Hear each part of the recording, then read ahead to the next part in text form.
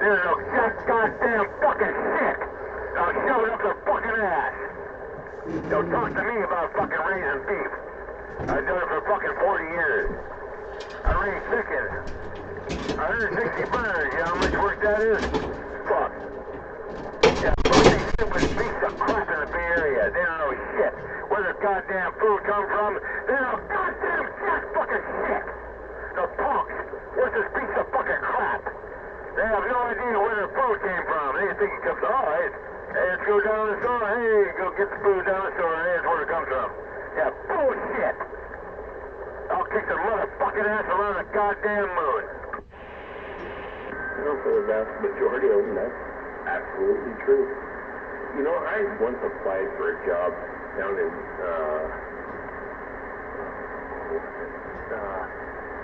what's our other capital around here? Down south. Whatever it was. I applied for a job. They were looking for somebody entry level. It was a farm basis. I figured it'd be shoveling shit and throwing hay around and whatnot. And they wanted to know, you ever ridden a horse? No. I never rode a horse. I'm a long-haired moron living here, and I look like a fool, and you guys don't think much of me. If you'd have hired me, I'd have done what you wanted me to do, but I expected the job to be shoveling horse shit and throwing hay, not lassoing calves and branding them. But yeah, needless to say, I didn't get that job. Yeah, now you know. Now you know, dude, why everybody's gonna hate me for telling the truth. All I have to do is tell the goddamn fucking truth, man. I will be hated. They're gonna hate me. Yeah, this happened like 20 years ago. I did the same thing 20 years ago, man. Oh, man, I just fucking tore the fucking world up. They hated me for telling the truth. I mean, goddamn, man. It's a real crime, actually, for telling the truth, man. You can't tell the truth, man. People aren't going to like it. And it's going to happen again. So, anyway, all these stupid fucking yuppies and dumb fucks, retarded pieces of crap around here, around the Bay Area, they have no idea where the fuck their food came from. How much work? Yeah, where the water even come from? Yeah, where's your water come from? Where's your water come from? Oh, man. And your hair? Oh, man, your hair is all fucked up. You know where that came from. You did it yourself. Oh, man, people are in for a big surprise when I get up to my homestead and I get all set up. I get to start teaching, bro. And, yeah, I hope you're with me. Fucking green oyster for president. I will start teaching the truth, man. I just ducked just a little scrape off the top of the iceberg right there, man. I haven't even got started. I haven't even begun. Tell people where the fuck shit came from. Where your food, where everything came from. Yeah, no, they don't think about it. They don't care. Yeah, well, people like me, I worked for them my whole fucking life. I bled, and I fucking bled, and I worked my ass off for it. Yeah, nobody fucking cares, right? Oh, your food just comes out of fucking nowhere. Hey, your eggs, your chickens, your pollo, yeah, it all comes out of, somebody has to work for it. Yeah, fuck these California stupid dumb fucks. Retarded piece of fucking shit.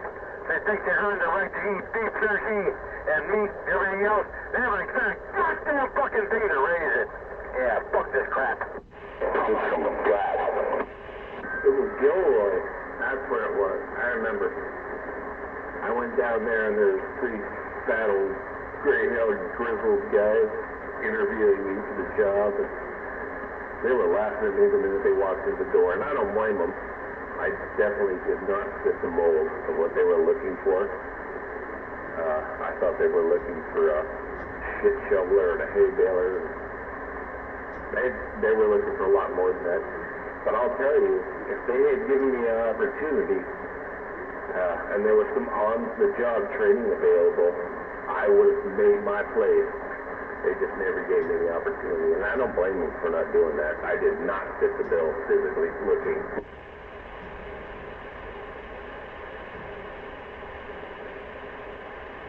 Evening, Mike. Got down. I got down. Somebody got down? He got down. It was a funny interview, though. I felt so awkward because I knew what they were looking for. I knew that I was so far outside the realm of what they were looking for with absolutely no experience whatsoever. I had no business even being there. But I can tell you, if they had hired me, I would impress them. Oh, far out, man.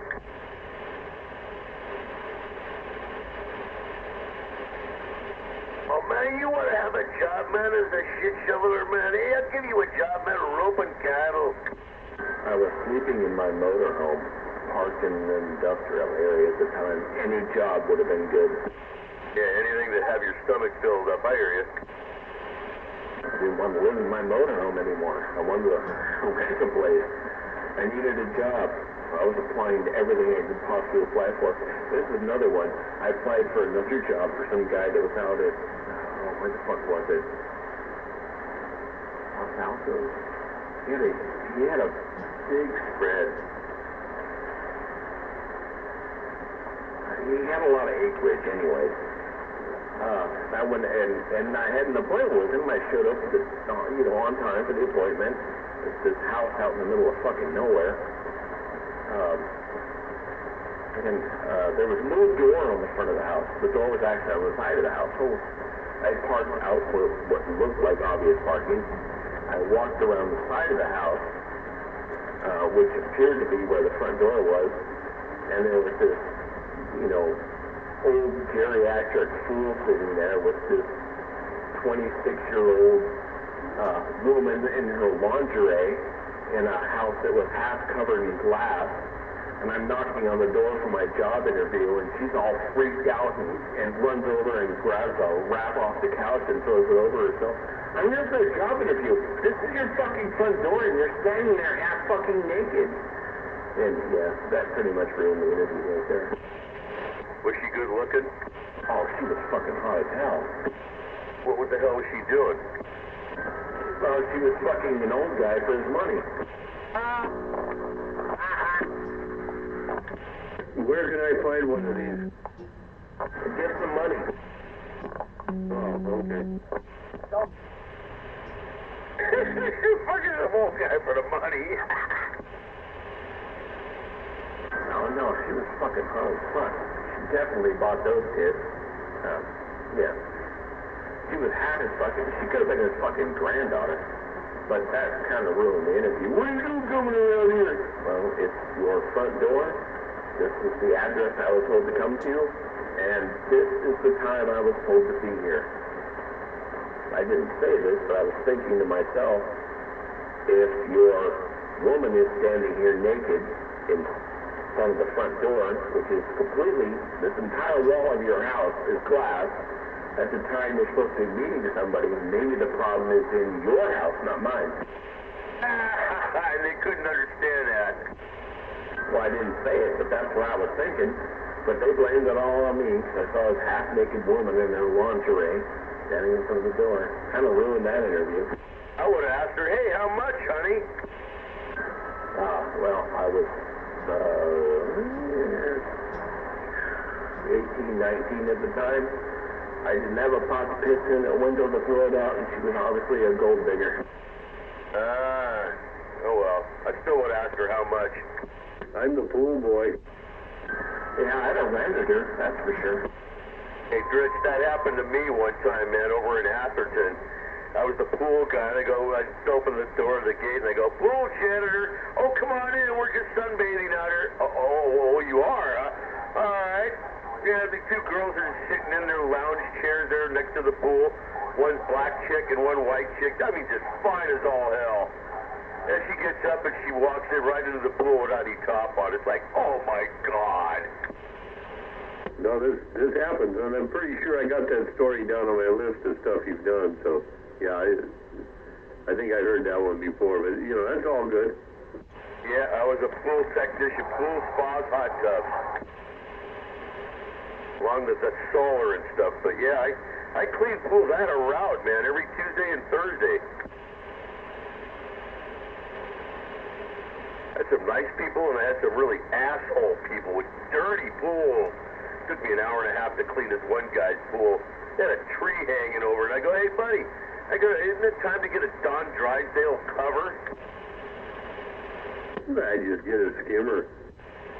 He had a skimmer. It's called an Artisan Pool Sweep. You know how clogged that thing was? Hell out of the water. That thing was so clogged. Every time I went in there, the bag was filled. And I never even got a tip. So, I guess if you didn't get the tip, you didn't get the shaft either?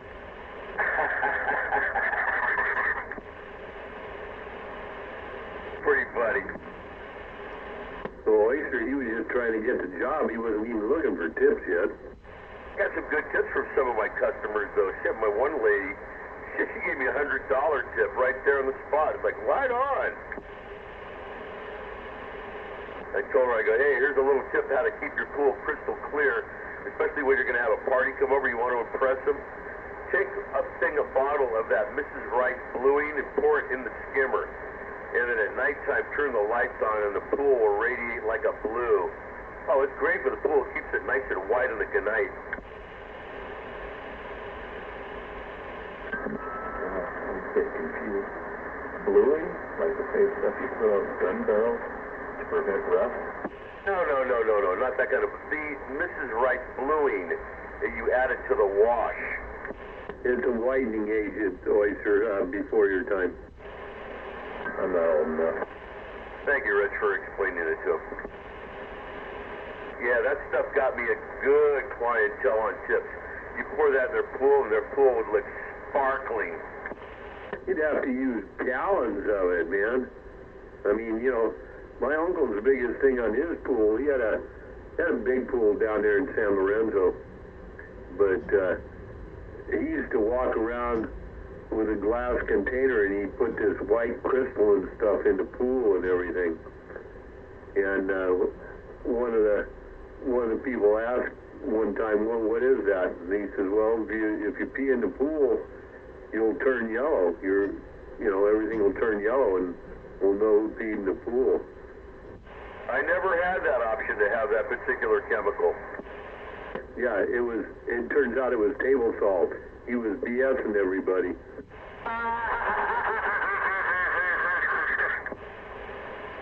But I think it probably worked when my cousin and I look back on it. and that'll be $30 extra on your bill, ma'am. Fucked up. No, that was back in the 60s, and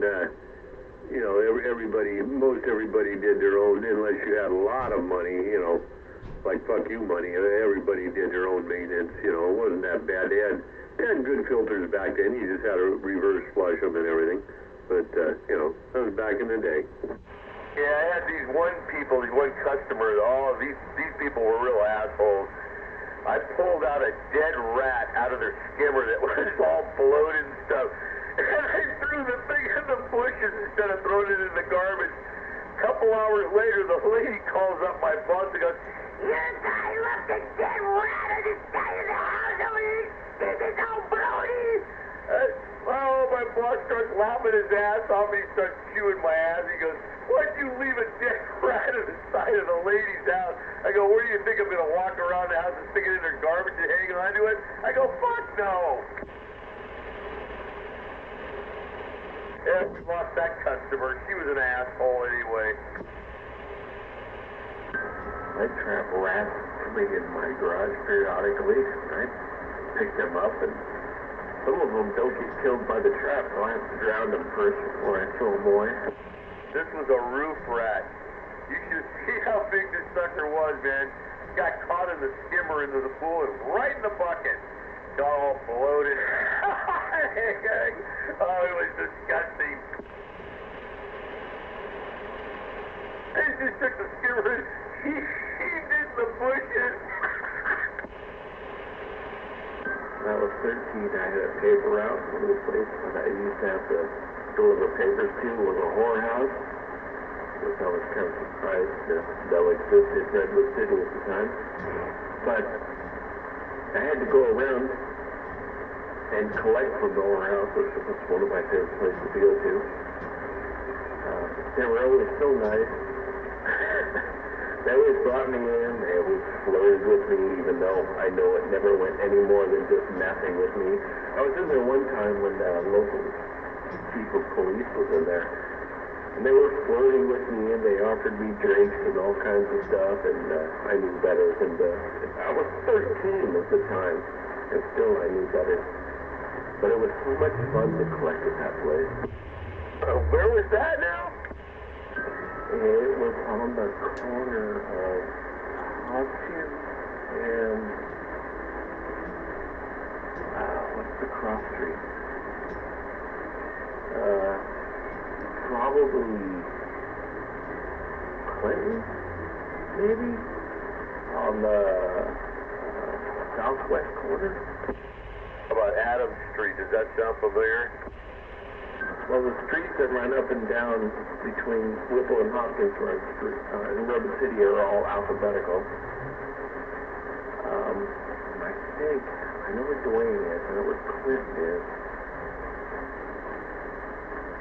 It might have been Elwood and Hopkins. Yeah, that's an affluent area right there. We had a pool route on that area. Yeah, this was this was 50 years ago. But, yeah, it was definitely a whorehouse.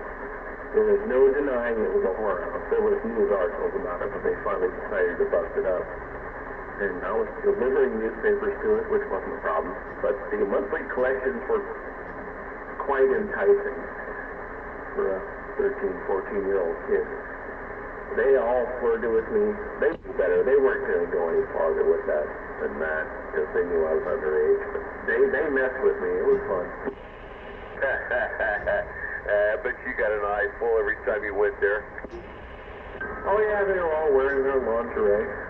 There was another place that I delivered to on Whipple Avenue, not too far from there, just a couple of blocks away. I came to collect, and I knocked on the front door, and they said, "We're out back." And I said, "Okay." So we went around and walked down the driveway, and there were two ridiculously gorgeous girls sitting out there sunbathing in knit bikinis. And knit bikinis. They hid nothing. They showed everything. I mean, the knit was extremely widely weaved. There was nothing left to the imagination. And she said, "Oh, how much do I owe you?" And she gets up and then writes a check wearing nearly nothing. And hands it to me. "Oh, okay, thank you. I'll be on my way now." Yeah, you got a roll of paper towels after I'm done? It happens. I don't know. I think I need a paper route. That's what I need right now. Yeah, so like you had your little thrill when you were a kid. Yeah, I know the paper route, man. I had a few customers that were very, very enticing women also. I collected. Oh my God. Yeah, over here in San Mateo, man, right off of near, you know where CSM Drive is? Yeah. In my case, I was a cute little red-headed, freckle-faced boy, and they were toying with me. It was never going to go any farther than that. Yeah, a buddy of mine and I had a car route, which was 120 papers, to do all through like Hillsborough and San Mateo area. And we went to go collect on a few homes. And oh my God, some of the people that would show up to the door. Woo! Yeah, interesting when you have to deal with the public. You have to deal with all kinds of people I had to deal with during my paper out years were interesting and occasionally very interesting. But I knew they were just messing with me. Yeah, then I had one time that lady didn't want to pay all the time, that Jewish lady. She comes up to the door, man, I swear to God, that nose, it could have looked like it was on a toucan. Hey, Bree. Yes. Oyster.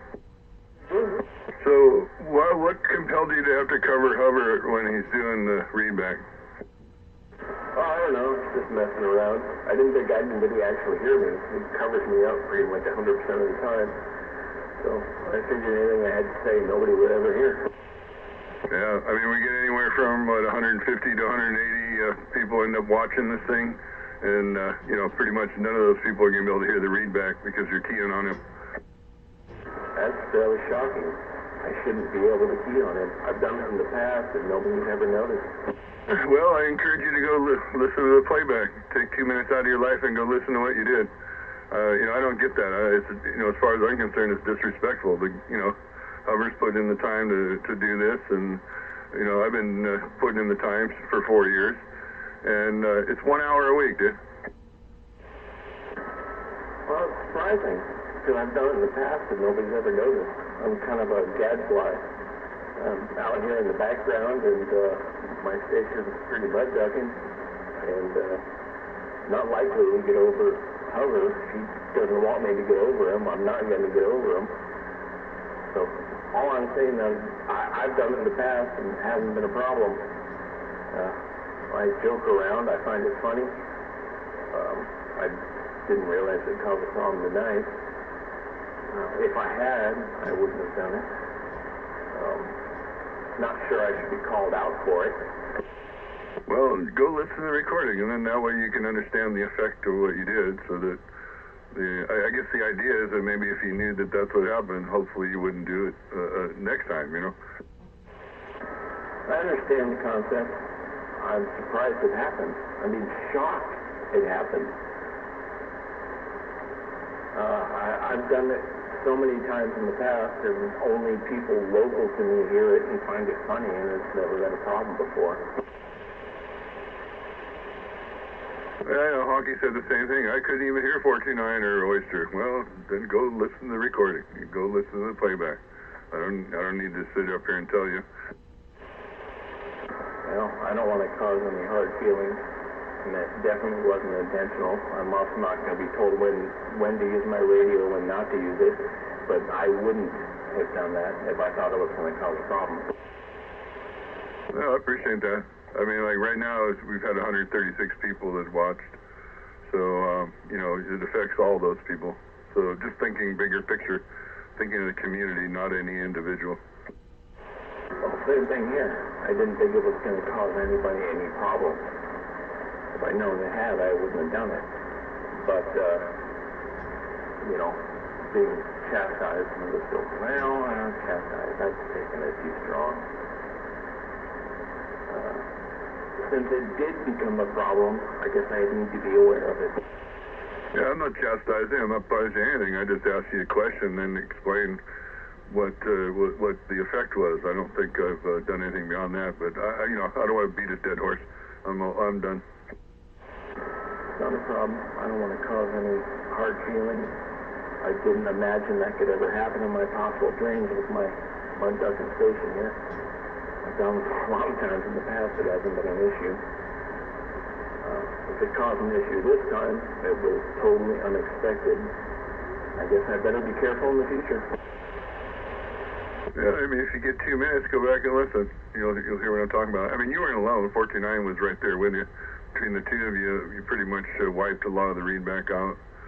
But, yeah, I mean, even if Hover gets over you, the heterodyne alone is enough to where people can't hear. Some people were able to hear him, some people couldn't. I know, but I'm such a mud duck, I didn't think it would be a problem. It never has been in the past. I didn't think it would bother anybody. Alright. I've been warned. I understand. Apparently, my mud ducking station can cause problems at times, so I'll be more careful.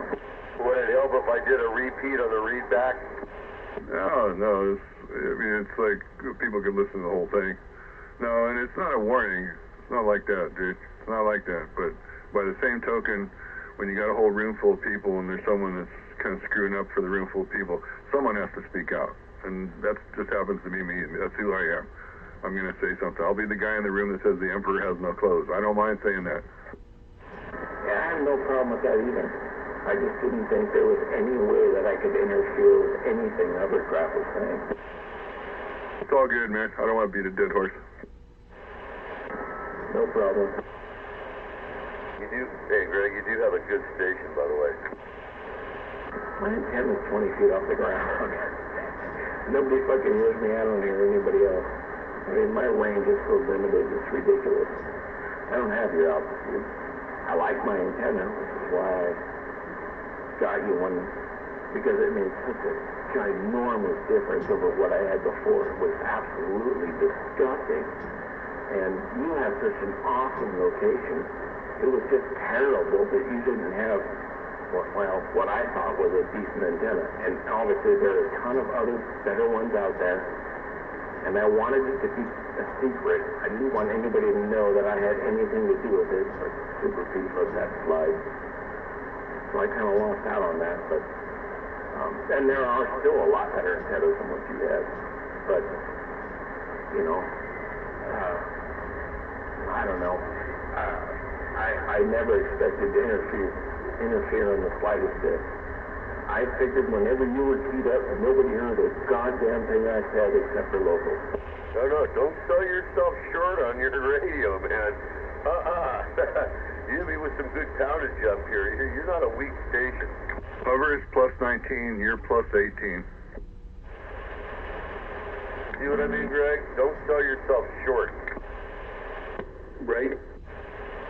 Go ahead, Rick. Yeah, I'd just like to throw in a couple cents here. You know, where you are, and where you are, Alan, and everything. You guys are in, you know, you're up there, you're hearing stuff. I think I was talking to Hover before, and, you know, you guys are hearing stuff that I can't hear, that Greg can't hear, a lot of other people can't hear. And I'm not talking about so much about the check-in, but just normally, you guys are hearing stuff we can't hear. And I've apologized before when either one of you guys have been talking to somebody and I start a conversation because I can't hear you who you're talking to, you know. I just come on there. So and just something else. And the more people that get in and the more people that respond, I think the more interaction you're going to have. And, you know, this is something that's going to come up and deal with it. And like I said, you had a good turnout tonight, no matter whether I was bleeding on people or whether so-and-so was talking here and there. You still had a good turnout. And I think I get what Alan's talking about the feed and everything like that. But then again, if he's the only one doing the feed, then I can understand it. And not everybody has the capabilities of doing that. So, again, that's something else. But that's all I wanted to say, and I'm back out. All right, well, I got one last thing to say out here. Greg, I don't hold it against you in the least iota bit on it. You know, you didn't know that you were going to be covering anybody up on there, so I'm not going to hold it against you. And number two, you know what, folks? I'm glad that I'm doing the roll call tonight because it was a possibility that I was going to die for not being able to breathe on Monday morning because of the fucking COVID here. So I'm also very, very thankful with that God kept me alive. Always count your blessings. You never know what could happen. And I'm out. Okay, cool. Paxlovid help, and I'm out. Well, I just want to say I didn't mean any disrespect. Usually when you key up, nobody hears me. So it's not an issue. It's not the first time I've done this. But generally, I'm totally covered up. I don't know. Conditions pitched in, you know. But there was no way that I thought I would be interfering in any way, shape, or form. I thought I was making smart-ass remarks for locals. Yeah, like 510 heard nothing but hover, which was, you know, it's just the same with honky, he said. But like I said, I mean, hover's between plus 19 and plus 20, and you're at plus 18. So you're literally coming in here at almost the same signal up here. Well, I guess you're the one recording it, and you had excellent reception. I don't know what to say. And it hasn't been a problem in the past. Now that I know it's a problem, I'll be more careful about it. I just thought I could key up and say what the hell I wanted to say when he was keyed up, and no one would hear it except very close locals. I guess that's what I was hoping for an outcome, is just, you know, be aware of it and, you know, hopefully make a different decision next time. I'm not going to sit there and spank you if you do. It might piss me off, but, you know, I'm not like the Channel Police or anything. we're just trying to, do a thing for the community here. We got people in Europe checking in. Hell, Super Pete was checking in from Italy tonight. That was pretty cool. I don't intend to interfere. That's definitely not my intention. And I want to be part of the community, and I don't want to cause a lot of problems. So yeah, I'd say it's letting me know was the best thing to do. It's all good, dude. Yeah, and Honky, if you're still here, it's just a bleed over. People were asking, someone's way off frequency, they're trying to check in, they're just way out. And I'm like, no, it's Honky on 28 getting in on the feed and in my antenna there. So I don't know what the solution is there. I just let you know, and then I got off the frequency because I had to come back to 17. Ooh, that's a two, I think. No, that's okay because, I mean, maybe this is a new radio, right? And maybe there is a problem with it. I mean, it looks good, but, maybe there's a problem with it. I don't have it. I've never heard you complain when I'm on the one in the house. So, could be. I don't know. But, like I said, you let me know, so I just back on out. No big deal, but, All right, I just like trying to let people know about the dehydrated grapes. I'm just raising awareness. I'm out. Well, that was, yeah, maceration. Yeah. Oh, man. Anyway, what screen, if you're on your 73, Hunter, what screen do you have it on? I'd like to, I don't know how to look for that to where I can see 18 and 19, I can guess, but, I don't know how to put mine there. You can't change the clock time on the VCR either. Below the what mode you're in, there's a small S meter, or if you hit on the screen, there's an expand set in the lower right-hand corner of the screen. If you hit that, it expands that S meter into a much larger S meter. Okay, I'll give it a shot. Thank you. Go ahead, Bigger. I was going to say, I need some water. Anybody got any water? Hey, cottonmouth. Yeah, that was a fire, dude. You're talking about where it brings like the two sweeping S meters, and then water falls below it. Okay, cool. Yeah, if you toggle the expand set, it'll make that S meter bigger or make the waterfall bigger. Yeah, Roger. Okay. Yeah, I was looking at the other one. That's just the way I was running this one because I just took the SD card from the other one and plugged it into this one to make it work. So there we go. Okay. And text me when you need to know how to change the time on your VCR. That's right, 2 times a day. 12 o'clock. 12 o'clock.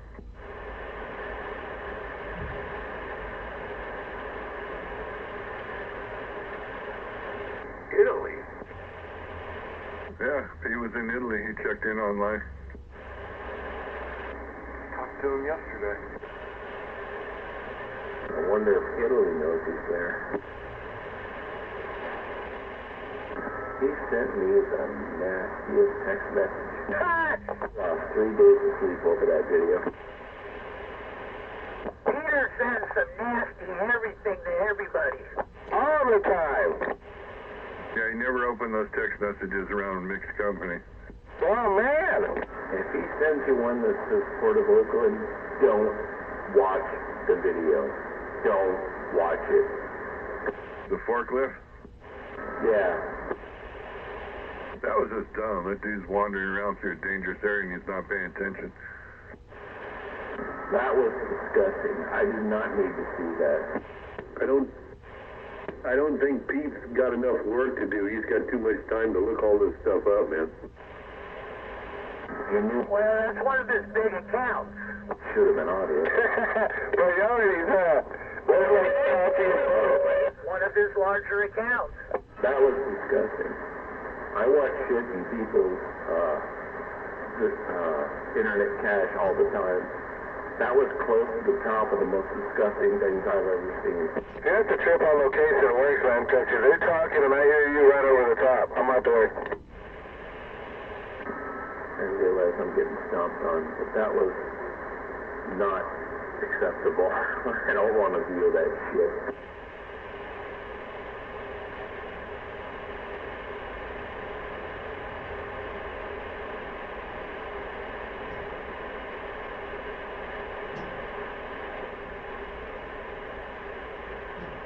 And no, he didn't survive. Yeah, I guess that didn't faze me much. I spent several years working ambulance, so there's nothing I haven't seen. Well, yeah, that probably would help a lot. Yeah, I keep pretty bad shit. I cash all the time, and I see mostly pornographic stuff, but occasionally, I thought, beheadings and other kinds of nasty shit. Breaker. Not determine whether these people that work for us are disgusting human beings or not. But yeah, that was that. Breaker. Go ahead, try it. Yeah, I was gonna say, the funniest thing about that video was, at the very end when he put that phone back up to his ear, I wonder if he was saying, I'm gonna have to call you back in a minute. I would have to show my kids and tell them this is why you don't want to click. Or like Peter says, I'm gonna have to call 911. That would be a bad idea. You guys don't know what I'm talking about, do you? I'm not too sure, but I don't get into the text messages, and I'm not too sure, so I wouldn't be able to state my 2 cents on it.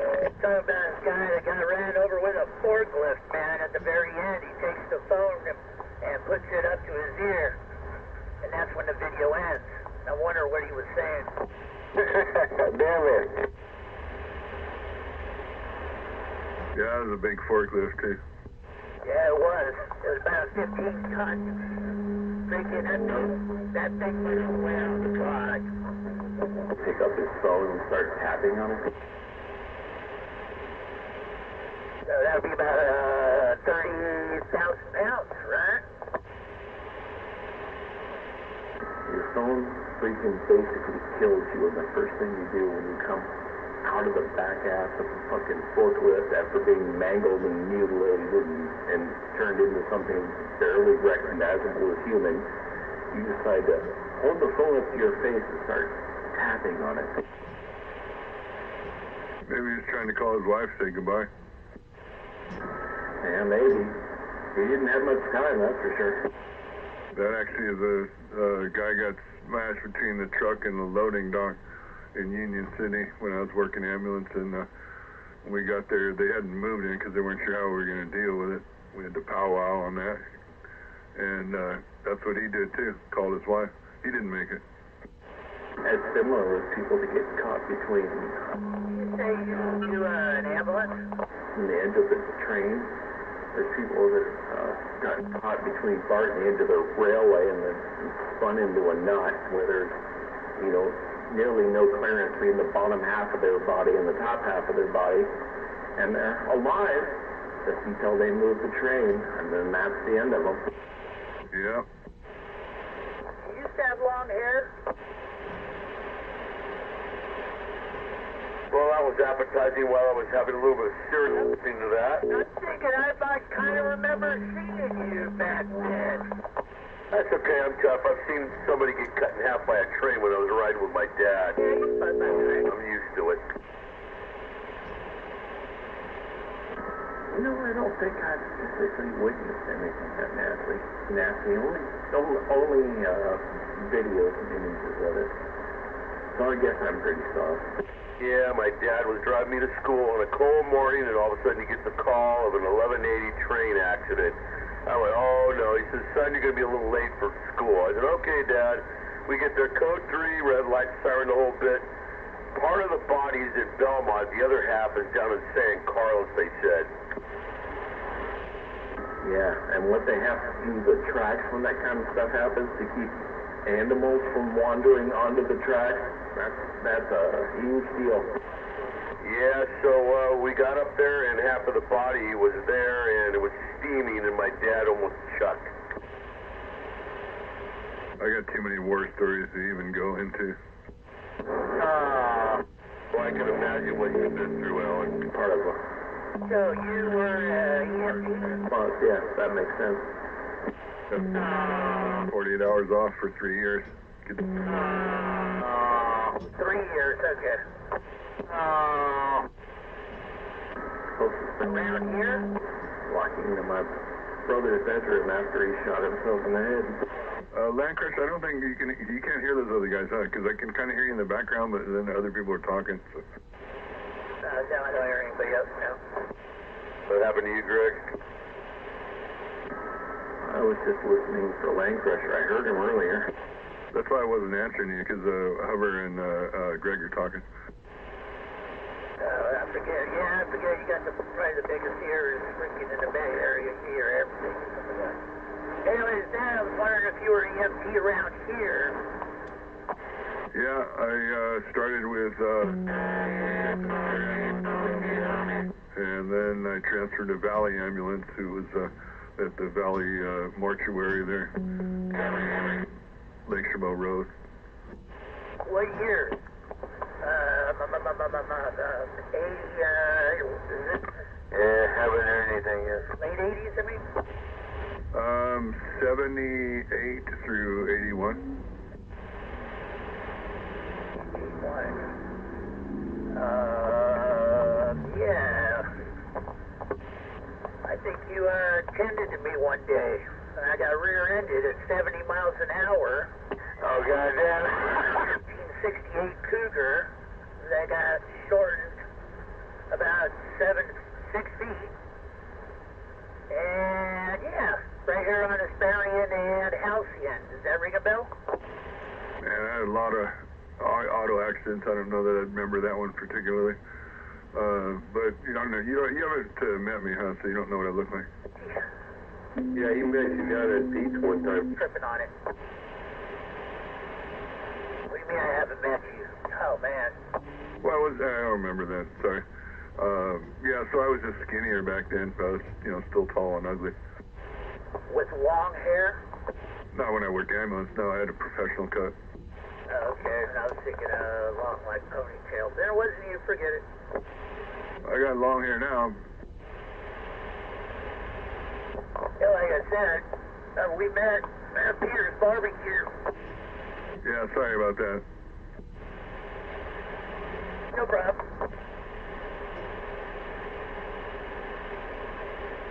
I'm that quiet. That was good fun, though. I've pretty much seen about anything you can think of, more than once. Yeah, that means something. I don't think Peter should be passing that video around much. We had something similar to that. The dude jumped off the Hacienda overcrossing onto northbound 880, and he got hit by a whole bunch of cars. He was pretty jacked up. He had tire marks all over him. He was kind of flat. He was like a bag of broken bones. That was fun. One of my best friends that lived behind me got hit by a train right around the corner, and yeah, that was not fun. Flat man and ribbon. He was, man. He was like a bag of bones. He was kind of flat. Not flat, but when you pick him up, he was just like jelly. Kokomo on the Snake River, come on.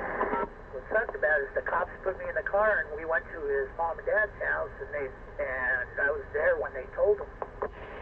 That's why I turned down the job of, being a wrecker.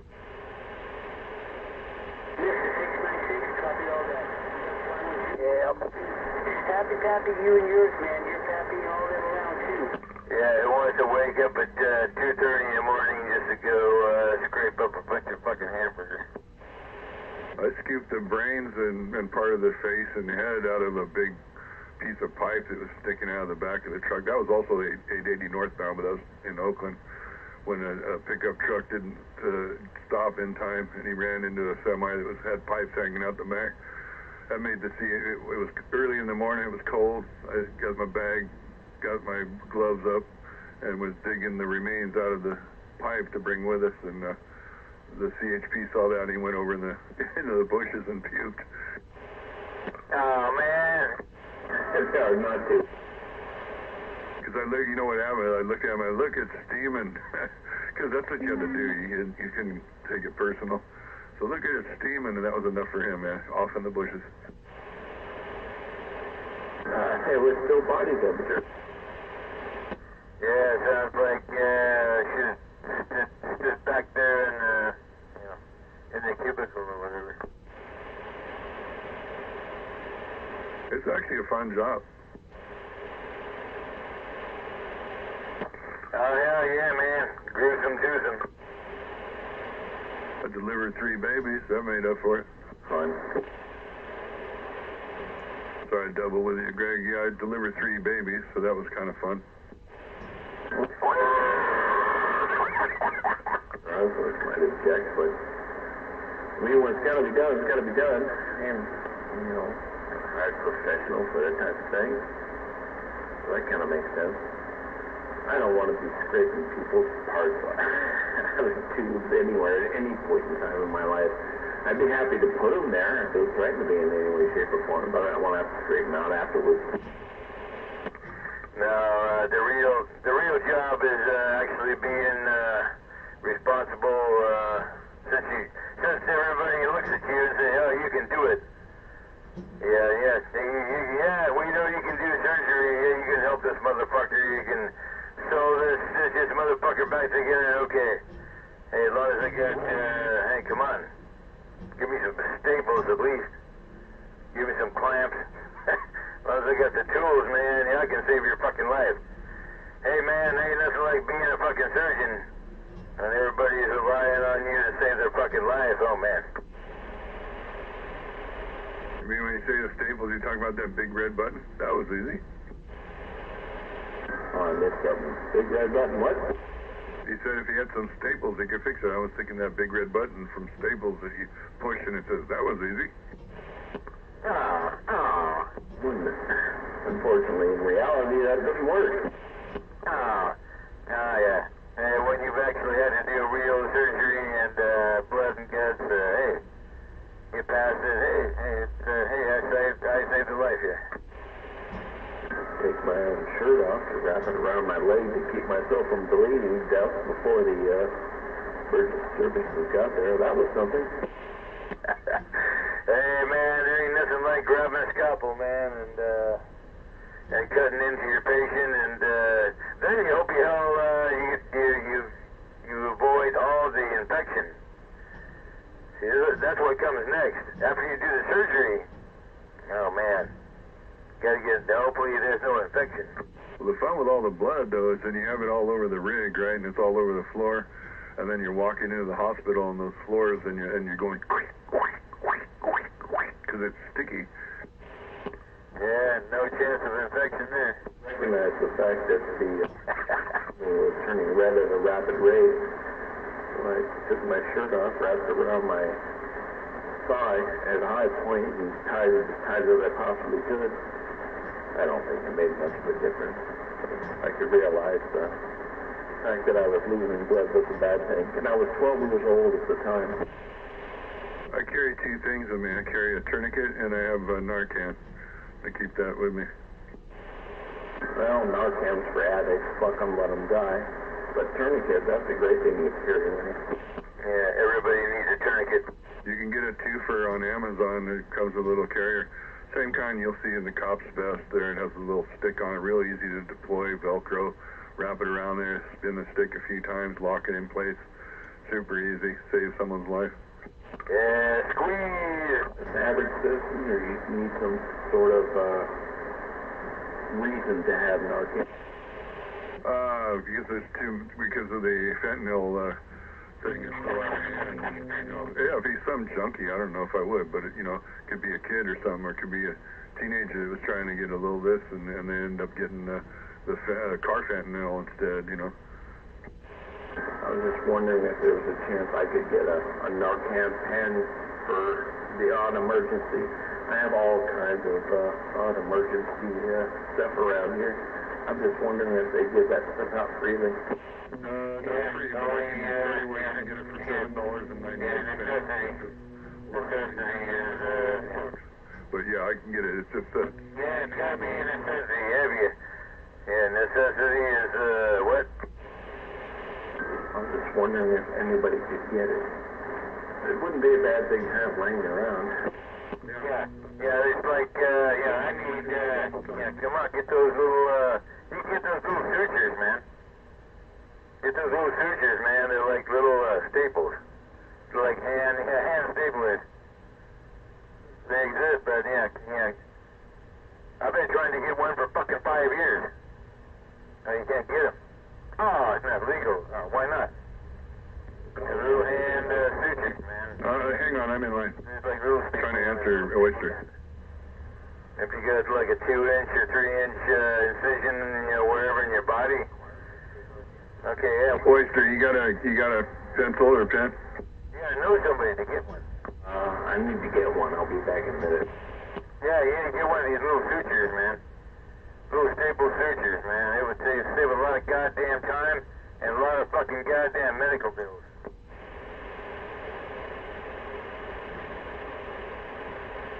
Yeah, I got a bunch of that in my shoulder. 10-9.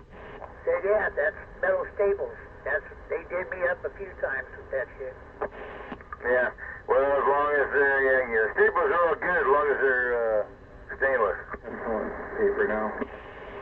So, endoverdose.net, and you can register, and as a California resident, you got to pay $7.99 for the shipping. They give you 2 doses and some handouts and a CPR mask, $7.99. Oh, goddamn. All right, I scribbled it down real quick. Doubt they have any need for one, but like a Boy Scout, it's good to be prepared. That's why I got it. Yeah, endoverdose.net. Thank you. Can't beat it for $8, man. If you go buy it and at the pharmacy, it's anywhere from $50 to $60. Is that naloxone? Yeah, that's exactly right. Naloxone. Okay. Honky's already got half a dozen of those laying around, I'm sure. Yeah, let me know the results. There's no dispute that Narcan works.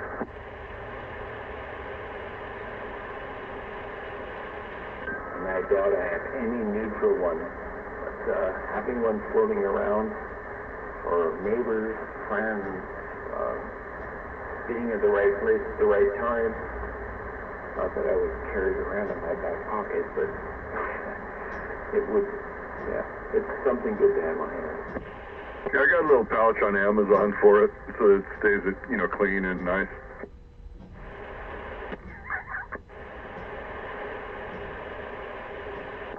It's always good to be prepared. Yeah, carry a couple. The problem is that a lot of other medications are being mixed with it now. That's really the issue. It's not so much about someone's going to take fentanyl. They might be trying to take a pain reliever and find out that someone's mixed it.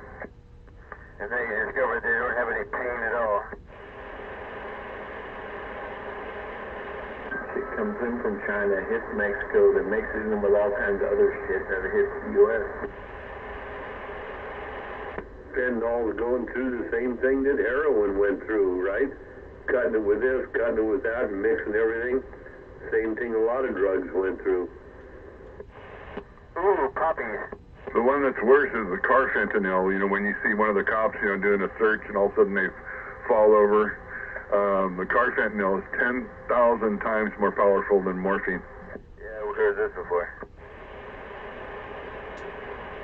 10,000 more times more powerful than morphine. 100 times more powerful than fentanyl. Car fentanyl, that's the bad one. Oh, goddamn.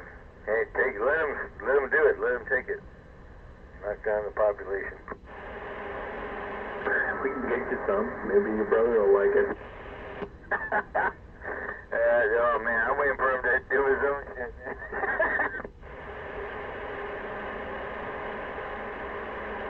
He fucks around with stuff long enough, he's bound to stumble across it unintentionally.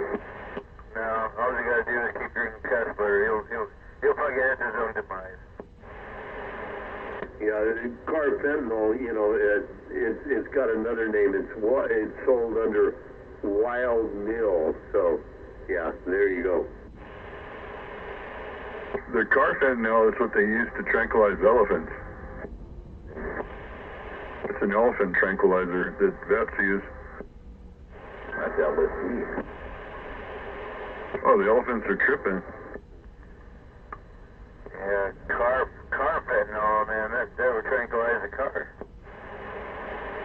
What up, Bob? Good night, everybody. But I think LSD was originally an elephant tranquilizer. LSD stands for lysergic diethylamide.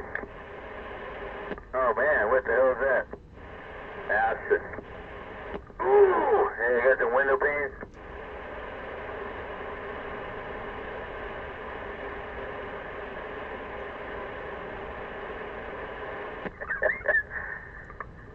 Oh yeah. Hey man, people want to kill themselves, let them, man. Let them suck up all the shit they want. Not my problem. Each his own, but the buyer should beware. Yeah. Buyer beware and nobody else cares. There's no law against making the buyer beware. You want to buy unregulated crap from unregulated sources, well, then you're taking your own risk. Goddamn, let them do it, man. These stupid dumb fuck retards want to suck up a bunch of drugs and die. I mean, you know, what's the end result? It lowers the population, right? Until one of my kids decides to do so, my opinion is, let the buyer beware. Yeah, that's where you kick your kids in the ass. I think somebody missed the point there. No, who missed the point there, Honky? I might have. I'm curious. Come on, what point? Somebody's gonna kick somebody in the ass, but at the same time, if they're your kids, maybe you want to try and save them, give them another chance. I don't know. Yeah, I thought I just said that. But I don't think that's going to be a problem with my kids. They're afraid to take Advil. Well, that's the way you want them, really. That's the way you want them. That's the way I'm working on them. Yeah, just like Honky's grandson, yeah. Oh man, that's supposed to be the cat, man. Leave everything to the grandson. Don't do none of that, right? Yeah, not at all. But you know, I'm pretty sure all kids will experiment here and there, and it's just, you know, you just got to let them know how to take responsibility for what they experiment or do. Oh yeah, you check it out, this and that. Hey, it's fun for a minute, but hey, you realize, oh man, I shouldn't do that. Don't do that no more. Well, I think that's one of the reasons that Victor was talking about the stuff he was talking about, because you never know, you know, and with all this goofy stuff going around, you need to have an antidote for something, or it might be nice to have just not only as a good Samaritan thing, but just might be somebody you know or love. Yeah, worst case scenario. Yeah, when you hear a swarm of bees around the house that aren't there, yeah, then you know we have a problem. And what should happen is one of my neighbors should take a pill they got inadvertently from a bad source. And keep in mind, a lot of our pharmaceuticals come from China, and China is the head source for fentanyl. So, you know, what if they should decide to lace, you know, the shit that they send us, even in a small proportion? If one of my neighbors should need help, why shouldn't I not be able to help them? I realize this is a ridiculously, you know, outside the realm of reality possibility, but why shouldn't I have the ability to help them? Yeah, just tell them to don't listen to your curriculum.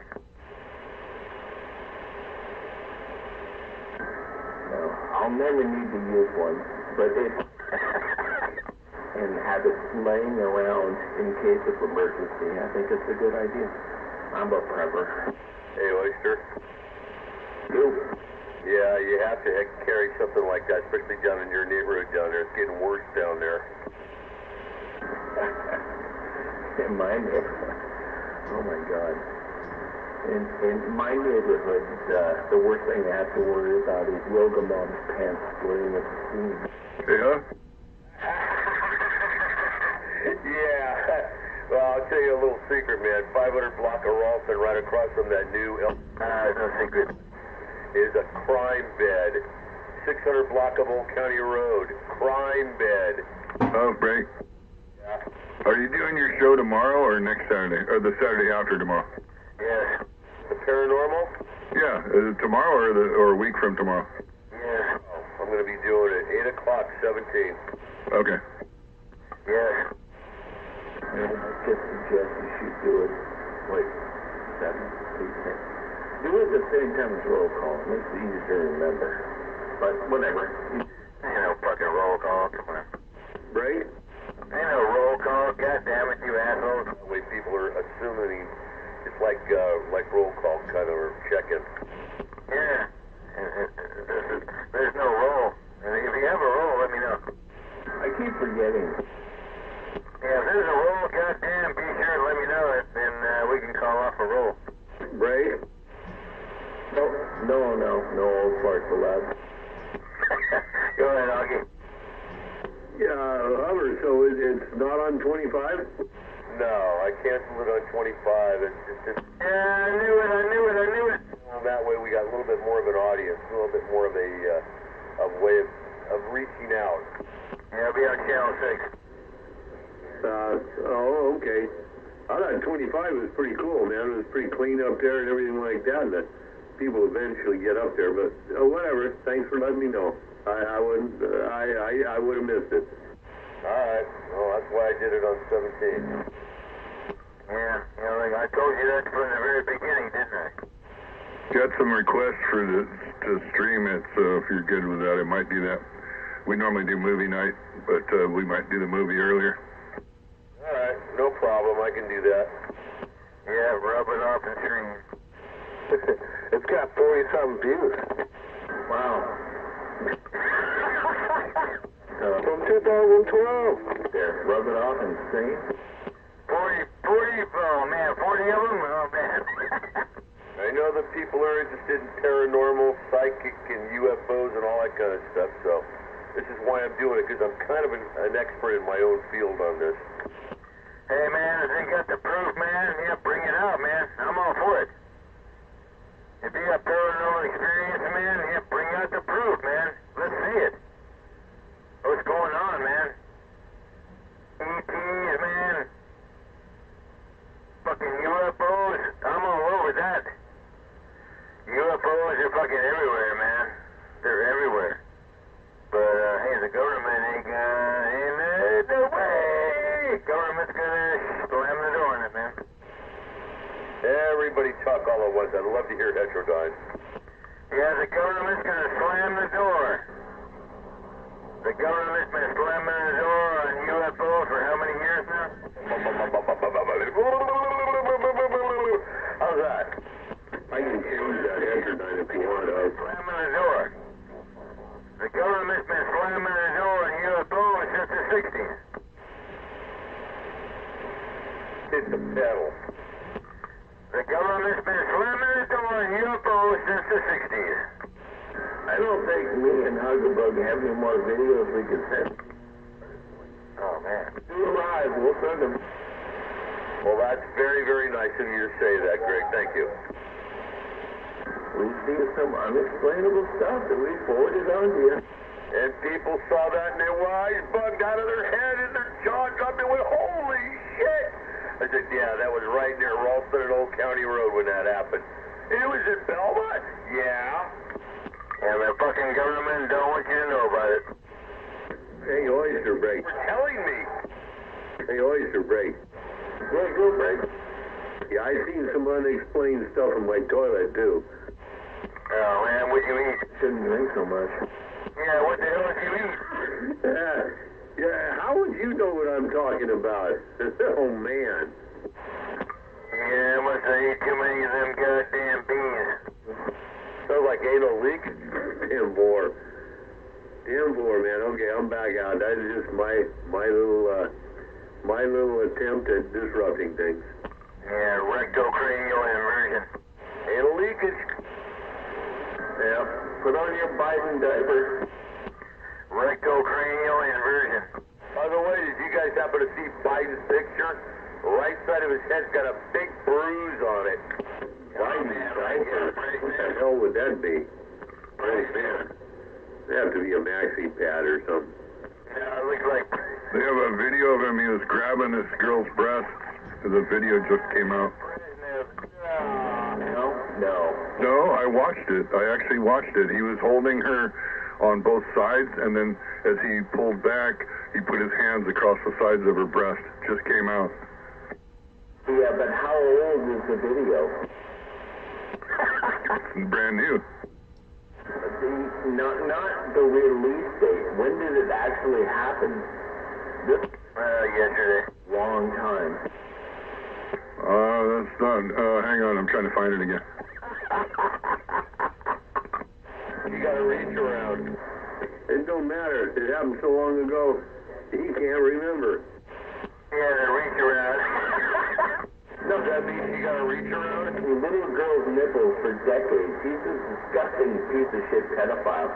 He showered with his fucking 12-year-old niece. I'm trying to find it again. I can, I'll let you know, because I think she was an actress. Yeah, come on, this is funny. Oh, this is something I hadn't heard about then. Buttwad, dude. Okay, Eva Longoria. Anyone know who Eva Longoria is? I do. Eva Longoria. All right, so he groped her. Yeah, he just groped her. It was on the, I'm looking at the video right now. Oh my God, she's hot looking. Yeah. Recently? Yeah. This is a brand new video that's come out. So he had his hands around her upper part of her chest, and so as she pulled back a little bit, he brought his hands in, so he was grabbing side boob on both sides. Wow, that's an enhancement for a Democrat. He'll definitely win re-election. What's shocking to me is that she was over 5, so... Yeah, he's so for some prepubescent. It's good to be king, or at least that's what he thinks. That's all right. That's a vote for him. That's a resume enhancement as far as Dutch is concerned. This is a brand new video. Man, I try and stay pretty much up to date on this. But I've been very busy today, so I haven't been able to pay attention to the news. Do a YouTube search, Joe Biden gropes Eva Longoria. It'll come up. I thought she was very old, though. It's okay, he's older, he don't care.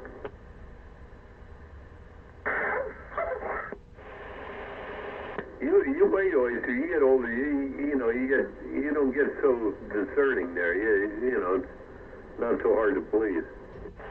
Oh, I ain't digging.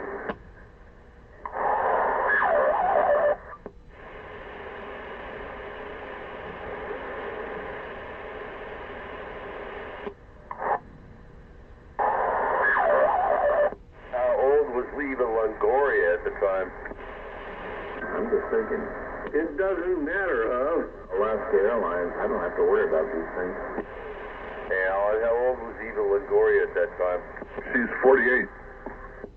Oh, recently it just happened. It just happened. Yeah, it's a brand new video that just came out. Oh my God. Yeah, you're not listening. It just came out, and it doesn't matter anyway how old she was. You wouldn't care, What's the matter with you?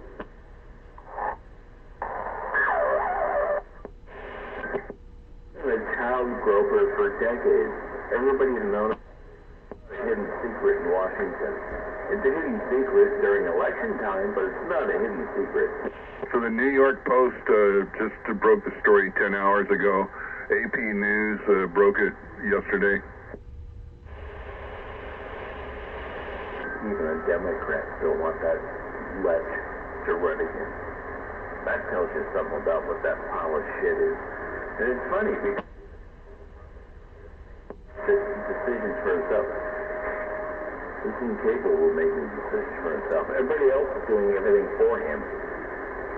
And even a total puppet is undesirable to them because he occasionally goes off. Jesus. He occasionally starts saying things they don't want him to say. And they're worried about him. Anyways, even the Democrats don't like him.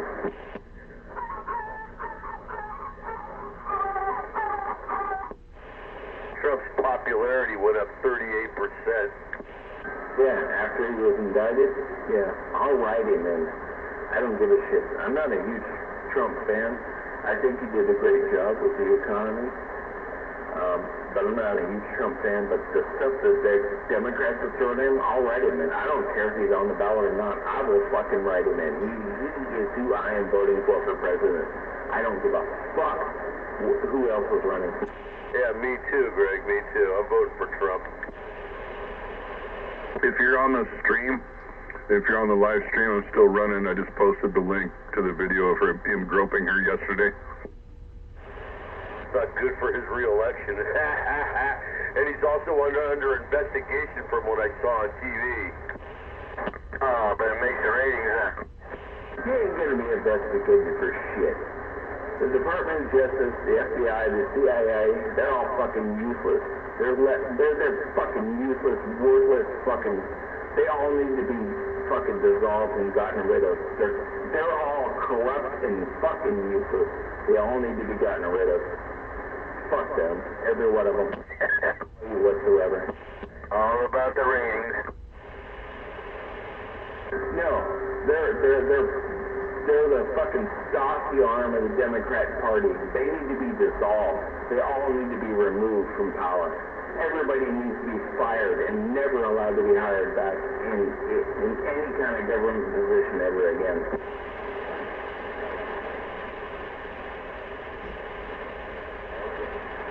But you can't tell Dutchman that, though. He'll argue with you day and night.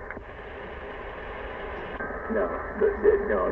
Yeah, it's all pointless. Against the population. There's even a fake congressional hearings into the weaponization against the federal government, against fathers. It's all fake. It's all kabuki theater. Everything that goes Congress and Senate and whatever else. It's all fake. It's going to take so long for anybody to ever understand what's really going on in the world. Anything I just say is going to sound like tinfoil hat conspiracy theory shit. But,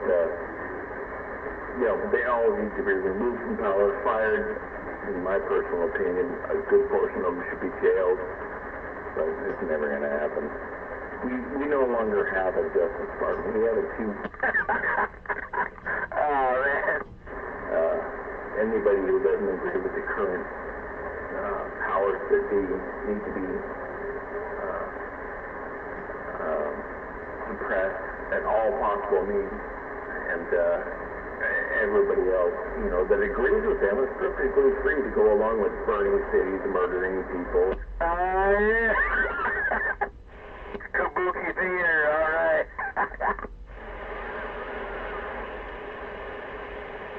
Amen, Greg. Amen on that. Hey, let's all go to the Kabuki theater. Side of the aisle. Vince Dutchman, UFOs are real, and he'll argue with you. Even though that one went over my head, it was as big as my house. Oh, no. It never happened. Oh, no, it didn't happen ever. No, you're right. No, we don't know what's going on, but there is a phenomenon out there. Hey, let me tell you one thing right now, Dutchman. It's real. Open your eyes up.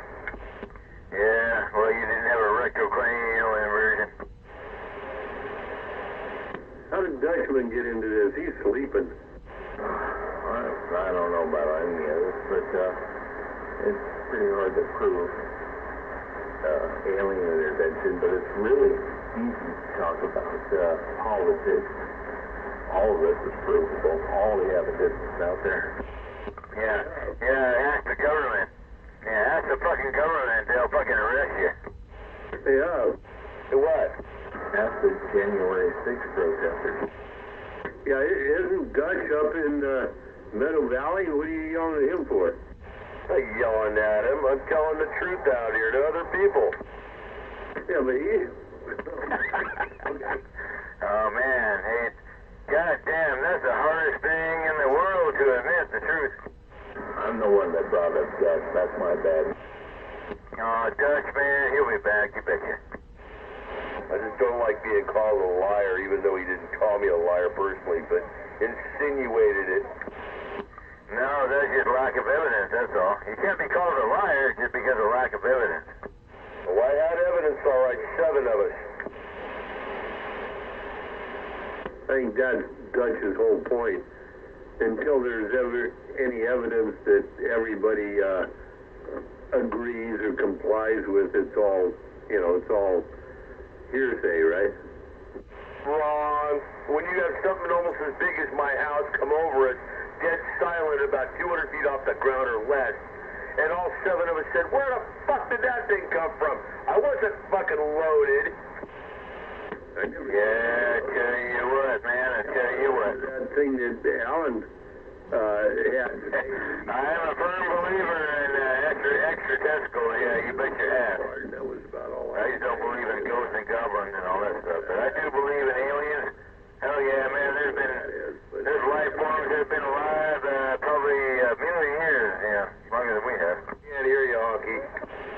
Oh, It goddamn don't it. matter. If I want to be heard, I can be heard, but it don't matter. Yeah. Yeah. I was just stating the fact, man. I do believe in extra Like I said, if I want to be heard, I'll be heard, and other than that, it doesn't matter. We'll see ya. They got 3 testicles, and they've been around here probably 3 billion years longer than we have. And they're just sitting out there laughing their ass off there. Come on. Familiar whoop?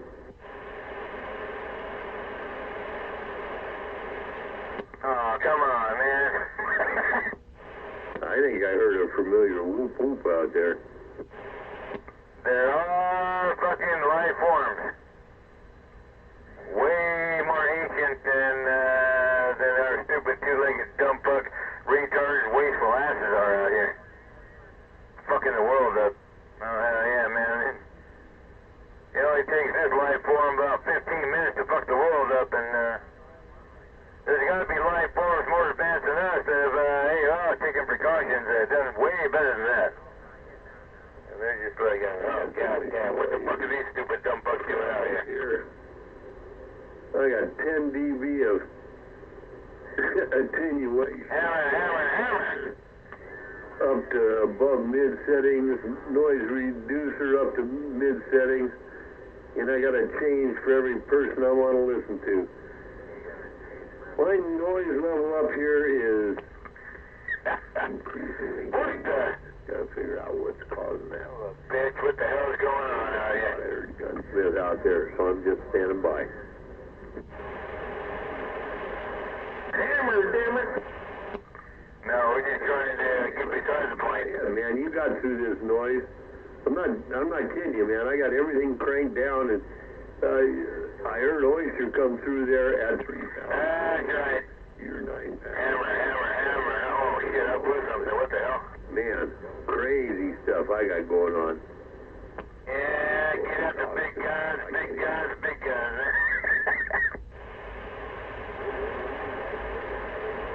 Yeah, get out the howitzer, man. Oh, I'd have to go all the way down the room. We're going to be such a pain in the ass. Yeah, so you got Oyster at 9. I've got him at 8 plus 18. Oh, I'm with my dog. Nobody hears me over there. Yeah, oh, yeah, hammer. Everything cranked way down. I got so much noise. Crazy over here. Something going on in this area. Me and Time Bomb got this stuff going on. It's nuts. How dare you call me noise? You'd say there was aliens with 3 testicles. I think that's what ET was, right? The extra testicle. That sounds about right. No, didn't he just have one, and the second one was his extra one? Or was that... Hammer.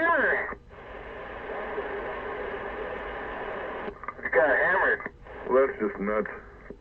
Oh man, you got hammered. What the hell? Tree nuts, to be exact. And then there was that damn honky, always walking on me. Tree nuts in the fountain. You get lower all the time, man. What the hell is going on here? You've had people tell you that tonight, man. Come on.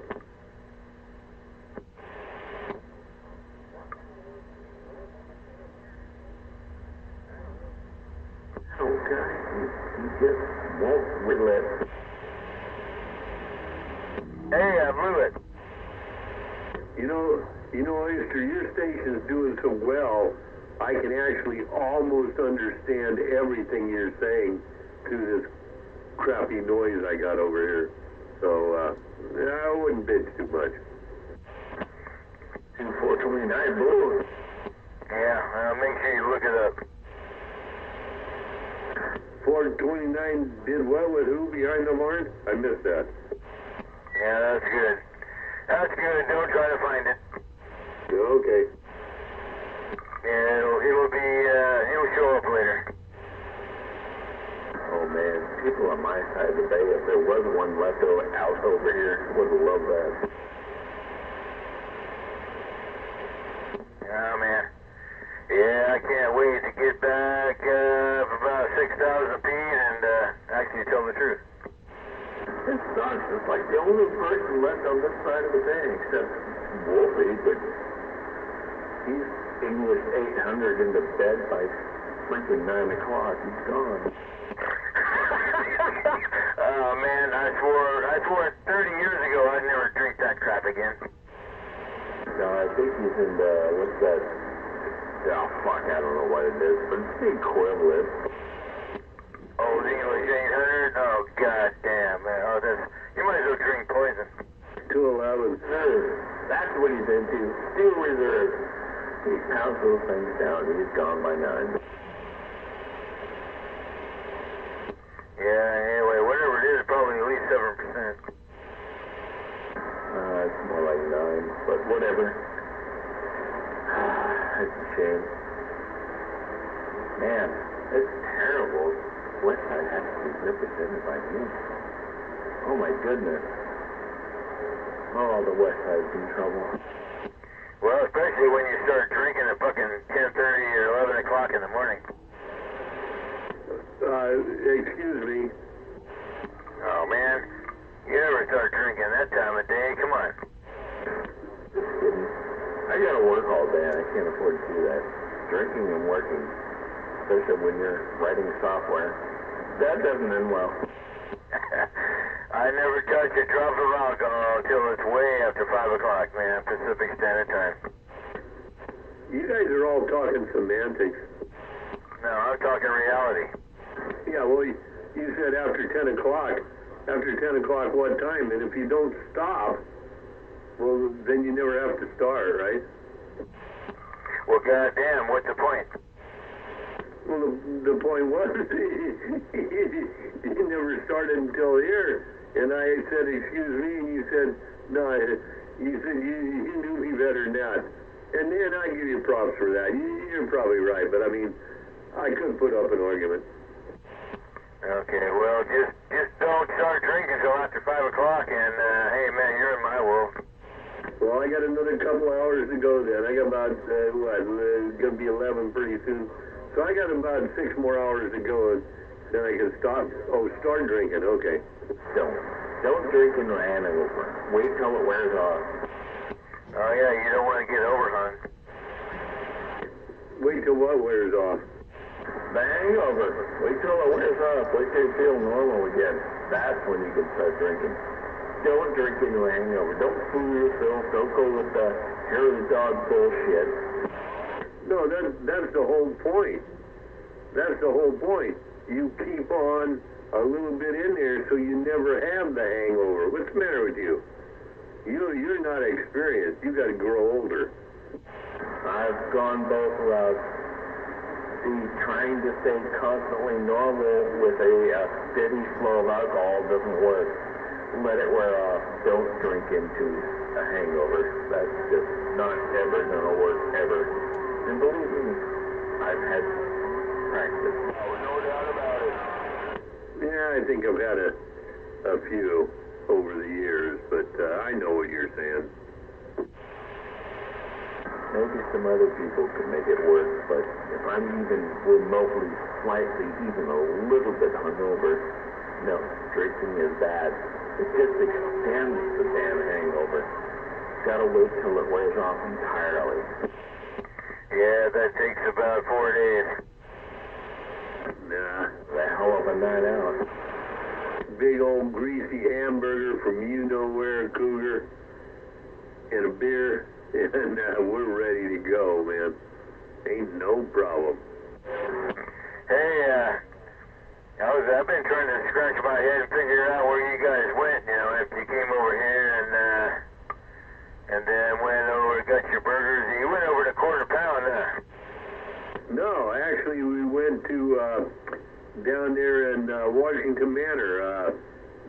What is it? Manor Bar and Grill, Manor, whatever it is. There right before you make the there. Manor Bar and Grill. Yeah, I thought I knew everything on Manor, but I guess it's something, I guess we never checked out. Breaker? The Hammer Bar and Grill. Hammer? It's right across the street from Porky's Pizza. No, that's 7-Eleven. 7-Eleven is right across the street from Porky's Pizza. It's not across the street. It's up. It's up in the ways before you get to Washington Avenue. Before you make the turn to get to Washington Avenue. It's not. It's Manor Restaurant, Manor something, but it's been there forever, and they got good stuff in there, man.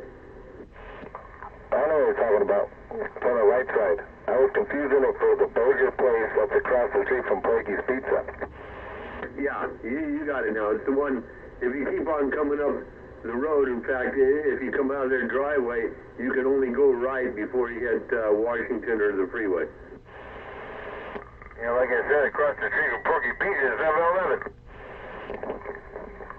Yeah, well, we're up past that. Just keep on coming up. But that's where we stopped because that's where we stopped. All right, man. But I found that Chinese place, one of them. I was driving down to find that Astoria place, and hey, I found that place with the Chinese food over there. Rosie's or whatever that is. Yeah, I found it. I saw that. So I'm gonna go check that. I want some good Chinese food, man. I really miss some good goddamn Oriental cuisine, man. 10-4. Oh man, nothing, no big ass. Oh, come on.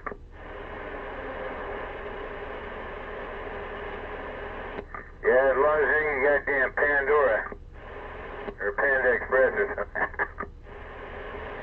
No, way different taste. Ah, it better be. Otherwise, I don't want to waste my time. Castrovalley might be better taste though. I've never had Castrovalley. I grew up on the Rose Garden because it was affordable and it was the closest thing to our neighborhood. Yeah, do they have any pressed duck or good shrimp? Any good sweet and sour or anything like that? Yes, and they're also very good for the wonton soup. Very good. That's what we got with for our hangovers. We'd get some wonton soup. Yeah, wonton soup and the egg flour soup. You got one. And here's another prerequisite. Hot and sour. If they don't have a good hot and sour soup, man, they don't rank good in my book. We got a lot of different ones, and they also got walnut shrimp over there, Honky. Yeah, that's pretty good too. Most of those places have they're like the wonton soup, and then they got the wonton. Man, I must have burned something up here. Something happened. Soup, yeah. Most of them going that. Hey, I burned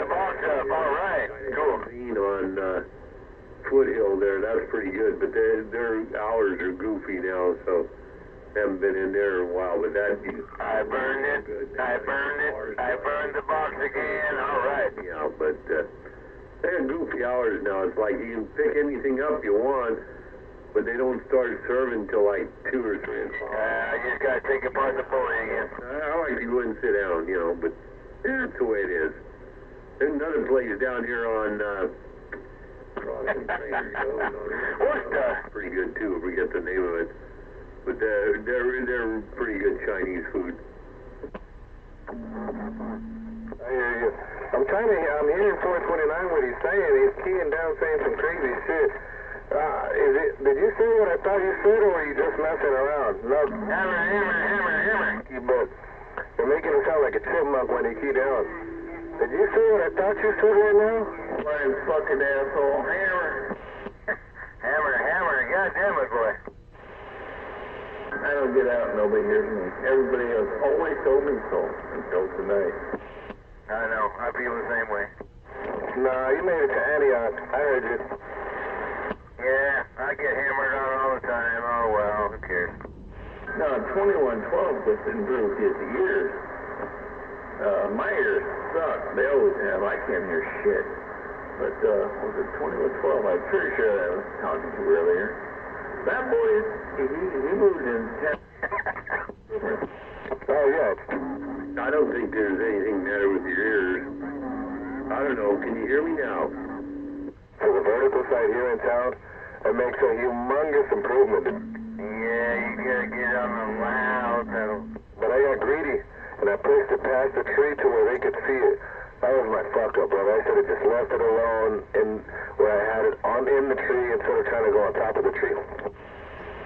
I don't know anything about 2112, but I've heard everybody talk to him. I've never been able to talk to him. Walter Concrete. Astounded he could hear me, but he was making the trip in here. It was hard for me to hear him, but he was making the trip in here. So his recent change made a huge difference to his station. I gotta give him props. Yeah, Walter Concrete. Radio over there, but he changed his antenna and stuff too. But yeah, he's a good old guy all over that. That's for sure. But now he's got out there. Hey, man, Mr. Honky. But that's a nice stretch. That's gotta be what, like 40 miles easy? I don't know, but making it over the hill is the hard part. I don't hear anybody in the valley. Nobody. But I heard him. And non sequitur. He's over the hill and around the corner. That's all. Not 40 miles, maybe 12. I know where he is, but the hill was a serious obstruction before. And I've heard you guys talk to him. I've never heard him before. And now I can hear him, barely. And he can hear me, which is shocking, because I don't get over that hill very well either. Now he changes every week. Well, he's running a great radio, too. You know, he's running that Apache Labs and that's a great radio. Yeah, one day I can get him at 3 or 4 over, the next day nothing existent. What the hell's that? I'm just saying he made a big difference, because I never heard him before. I've heard you guys talk to him, depending on where you're parked or whatever at the time, but I've never heard him before. And I could barely hear him now, enough to make out a conversation, but I shouldn't have been able to get the... I don't get into the valley. Yeah, Walter Concrete. I've done my best to keep him from being a damn amateur. Well, I'm a duck. He could hear me. I never heard him before. So whatever he changed was definitely an improvement. Yeah. Yeah, good old Walter Concrete, man. Yeah, he's a bro, but damn it, get off the ham. I think we got confusion going on. He's talking about 1220, brother. 1220, the younger fella. All right, well, I was talking about Walter Concrete. Where the hell we get confused at? follow-up to me. He's talking about 1220, and you're talking about 2112. Well to concrete, two different guys, two different stations. Alright, so who the fuck went wrong? Was it me or him? I think you guys both got confused. You guys both went, one went left, one went right, but you guys ran into each other. Boom! Oh, man. Okay.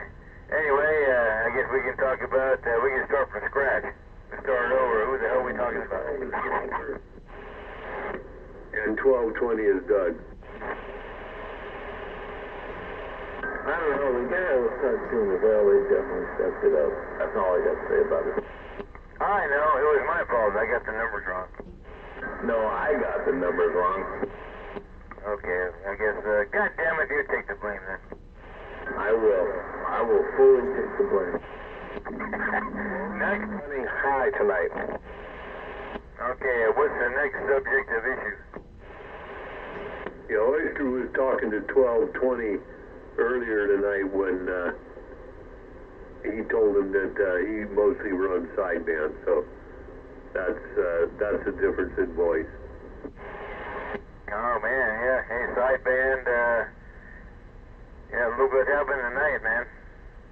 I drugged them guys up there. Australia, man, was slamming me all over, man. There's about 40 of them. And, oh man, that was fun. So anyway, yeah, hell yeah, what the hell?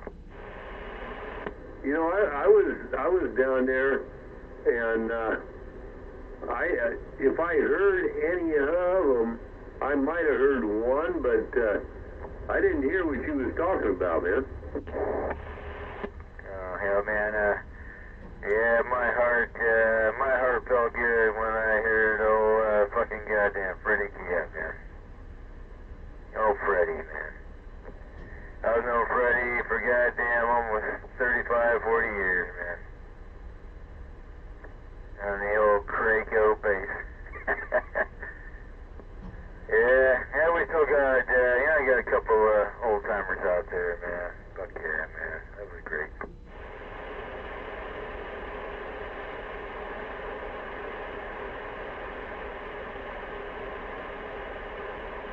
Yeah, probably none of you know how you ain't been on the fucking goddamn sideband for the last 40 years. You don't even know them, Australia. All them chaps down there, bloody hell. No, I know. I got a whole logbook full. I'm looking at it about 2.5 feet away from me. I got a whole logbook full of them, man. They're all gone, man. They're all gone, man, since way before the 90s. Well, then you don't need the logbook anymore. Well, unfortunate, but, you know. Oh, bullshit. Yeah, I need a logbook more than ever. It helps me remember all the cats that were there. Yeah, okay. Yeah, without the logbook, shit, I'd be forgetting who everybody was out here. Way back in the 90s, 80s, whatever. 70s even. Well, that's okay. I got it, but, you know, there will come a point in your life, I will guarantee it, because I'm getting there. In fact, I'm already. Oh, goddamn, I don't want to go there. You do not need a logbook to forget things. You don't even need Post-it notes. I mean, I write stuff down on Post-it notes and then forget where I put them. So it don't matter. You just don't forget. Oh, bullshit, man. Okay, I want to bring this logbook over here and I'll show you how many motherfuckers are in it, how many pages it used up. It's a 1948 fucking goddamn journal. You probably saw it in here laying on a fucking table or somewhere around. That's my logbook. It's a 1948 journal. And that, my entire logbook and a whole lot more is actually in those pages. I thought it was cool because, nobody's going to get a 1948 fucking journal, original, and be able to use it for something, so that became my logbook. Yeah, I got about probably 15 pages of Australian logs in there, and yeah, I guarantee probably 80% of them are gone. They're not there anymore. Break? Yeah, I'd love to see that, man. Go ahead, Break. I just hope that I don't lose my hearing so I can make those 10,000 contacts, which is my goal. But I'm 29, that's a very important thing to be able to remember, even if we get Alzheimer's or whatever it is. Hopefully I don't lose my hearing so I continue making those wonderful contacts and don't lose my voice. I'm out the way and thank you for the break. Oh, goddamn, man. Do you know the weight that's put upon you? Do you have any ideas of weight that I put on you there, 5'10"? You got no weight on him, Luke. That I can carry on and continue to do it like I've been doing. And that's why it's important to have a log, so that way my kids can see all the effort that I put into my communication, and and vice versa before the cell phone and all of that stuff. So yeah, it's important to have a journal logbook of your life, of one's life. I'm out the way. All right, yeah, think about it, man. Think about the future and look around, man. Yeah, that little red book, it's all torn to shreds and it's all looking frail and looks like it's been from 1948. Cause it is. That's my logbook, 1948. All my there's probably about 400 to 500 fucking contacts in there. And, there might be 5% of them that are actually left. I tell you what, you hang on to that thing, that's good. You know me, I don't keep a log or anything like that, because when I'm gone, it ain't gonna matter. But either way, yeah, I'd like to see your log, Cougar, at some point. And I did not see it over there, wasn't looking for it, but yeah, that would be something pretty cool. I remember the old days with the QSL cards. I must have had a couple thousand of them between 69 and like 75, shipping back and forth to the club and everything, and this person's name, that person, in my case, my name. And when I moved out of the house at that time, I just dumped them all, man. You should have saved them all. But that's the way it goes. Hell yeah, man. That's why I say, 5'10" and Super Pete. And it kind of went in reverse too, with Super Pete. Who the hell he's gonna leave all his shit to either. Okay, I'm gonna leave all my shit to you and 5'10", and who the hell are you gonna leave your shit to, right? And I guess I started thinking about it. Alright, well, shit. Who's gonna outlive who? And goddamn, man, there's no kids. There's no kids to leave it to anymore. Shit, man, he's supposed to leave it to the goddamn kids. Anyway. I got 5'10" and Super Pete, and I'd leave it to Wolfie too, but shit, man, goddamn it, you gonna live or not, or wait for the government to fuck itself? Fuck the hell away. Oh, come on. Hovercraft, oh man, he's gonna die, man. He ain't gonna be around. He's gonna fucking die. Hell with Hovercraft. He ain't gonna outlive me. No way. Anyway, you gotta leave all the shit to your grandson, or I know your son hasn't measured up. I like to hear that, man. I like to hear that kind of truth. Your son doesn't measure up, but your grandson did there. Come on. No, I got two sons, a daughter and a grandson, and it's just the one, the youngest son, he's the one that was a disappointment, but that's the way things go. You can't have everything perfect in life, unfortunately, but I didn't beat him enough, I don't think. That might have helped, but I doubt it. But no, it's all set up in the trust. If I was to drop dead right now, it's all said and done. So it's all good. I don't know who the hell would get the radio gear. I might have to put a rider in that thing. Who should I leave it to? Should I leave it to Cougar? How about 5'10"? what the hell would he do with all this equipment, man? He'd go nuts. I don't know. I'd have to leave it to some obscure person or something just going up. I don't know, but you know, my thing's all set up. It's set up with the 3 kids and the grandson, because that's what I have. So, there you go. Yeah, leave it to Super Pete, man. There's not a better man in the world to leave anything to. I mean, if he takes care of himself and he lives and he survives, I'm really straight up about this, man. Leave it to Super Pete. Leave everything to Super Pete, and, fuck yeah, man, who else can you trust? To me, it's not about trusting, just what I might want to do.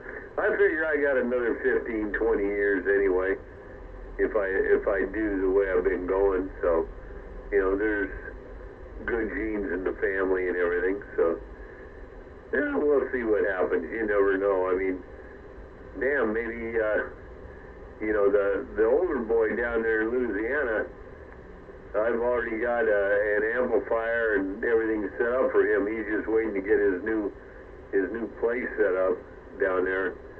So then I'm going to ship all that to him, and he'll get back on the air. He used to, when he was up here, he used to go by 4x4, but there's been many of those. Remember the old guy on the other side of the bay, old 4x4, but and he's been around longer than George has. I mean, George is.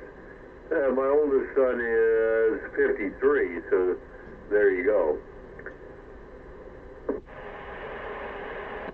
Yeah, Roger, man. I mean, this has been plaguing me for years. Because I knew years ago all this shit was going to land on my ass, and it did. And, you know, my brother, my sister didn't measure up. She fucking killed herself. So, yeah, she didn't measure up at all. And, yeah, my niece and nephew, well, they just drew all my mom's teachings that she tried to teach them for years. I think it's going to come back, I don't know. It's going to be like a backfire. Because my mom, you know, taught them kids, man, for too many years, and then they got to stuff it up under the covers for a while. Yeah, right. You find out, hey, Nana meant what she said. And Nana spent a lot of time teaching those goddamn kids. And now all they care about is what they can get. Well, they better think about Nana some more. See, these are the kids that are supposed to measure up, dude. My own goddamn fucking family. I got a niece and nephew, and my own sister didn't measure up. She fucking died. She killed herself. Oh, okay, well, fuck you. You don't measure up to do shit, you know. She actually raised 2 kids. And now those 2 kids have to deal with whatever she went through and take it with them, and they don't know what to think about me. I've already taught them shit, you know, fucking 10 years ago when they were babies. I was teaching them things. Okay, well, did you learn? I'm still waiting for him to come back. Did you remember anything I taught you? You're measuring up there, boy, and come on.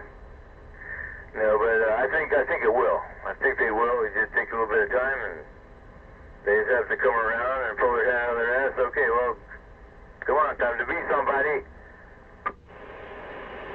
Yeah, well, you know, a lot of times, like you just said, it took a little bit of time, but a lot of times, some of them young ones, they just gotta, like you said, take a little bit of time and come around, and all of a sudden, hello, okay, this is what he was talking about, or this is what they were talking about. But I'll tell you what, if you remember back when you first moved down here, what, 5 years ago now? 3 years ago, whatever it was, and he was talking here and back and forth, and I got on your ass about and the trust and everything, and what type, and this and that, and you know, hemmed and hawed, and then you finally got it, and now you see how that helped. Yeah, it's a pain in the ass have to deal with them people and everything, and it costs them money. And if you go even further into the trust, it can cost you even more. But, you know, because that's what you got to do if you want to protect everything. But in your case, at least you got it funded, and at least you got that point started. So, and a lot of people don't understand this. I mean, it is a freaking game. Everybody's out for everything, and all of a sudden, like you said, all of a sudden, there ain't no family anymore. What can I get? What can I have that one little nail out of Grandma's rocking chair? I want that one, you know. That's how stupid he gets. Oh man, I got stuck on my grandparents that are priceless. I mean, way before my brother was even born. I mean, I was the first. I'm my mother's firstborn. All the rest of his other fucking husband and kids and everything else came later. It was me and Mom first. And somehow, you know, she knew that I'd be the one to be, you know, be responsible, you know. I'm the firstborn. And it worked out that way. Otherwise, I wouldn't be here talking to you right now. Everything would be lost. It'd be gone. Everything would have went to probate. It all been just totally fucked. If I had a fucking gun on the stick and learn the law and save this fucking joint, man. I was like, you know, from the very beginning, you know, I was, yeah, 2 years old, you know, my parents got a divorce. I was fucking 2 years old, but anyway, I guess we deported and, hey man, I grew up a smart motherfucker, man. 10-4, well, like you said, at least you avoided the probate. Hey, I gotta go ahead and take a leak, give me another beer, but I'll be back. You take care. Alright, hey, what kind of beer you got there, man? My usual stuff, that Pacifico, you know, it's 4.4 is light. I can hang with it for a while and it don't get heavy on my belly. And Roger. Yeah, I like drinking the lightest stuff I can find, and that's Silver Bullets. And yeah, I tell you what, they keep down the hangover, and you get a good buzz and have a whole lot of fun, and it don't get too heavy there. Come on. Yeah, like I said, Silver Bullet's pretty heavy for me, but I found this Pacifico. I've been drinking this for a while now. It's pretty good. Pacifico Clara, 4.4%. I can drink a lot of them. The flavor is good. You know, I drink beer for the flavor. I like the buzz too, but this takes me a lot longer to get there, so it's good. Like I say, I gotta pee. I'll be back. Yeah, it sounds like you don't have the fattening problem, man. It looks like you got a good metabolism. You're not sitting around like a 350-pound flabby bag, you know, doing nothing. You know, you're keeping shape and you know, keep the fattening stuff down, man. You're doing good, bro. About 6 1/4. Yeah, you want to start looking like Harvey, man. Harvey looked like he's been chomping down on the fucking pork rinds, man, for 6 months. Yeah, Kevin, boy.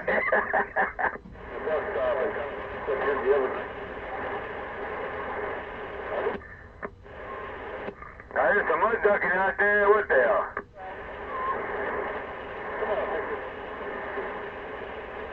Yeah, don't worry about me.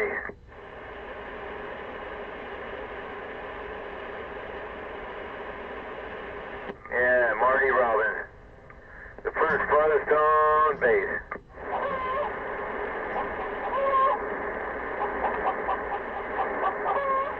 Oh man, watch out. Back up, you. Come on. Oh man. Hey, what you got, some Aragon eggs or buffalo hens? What kind of eggs you got out there?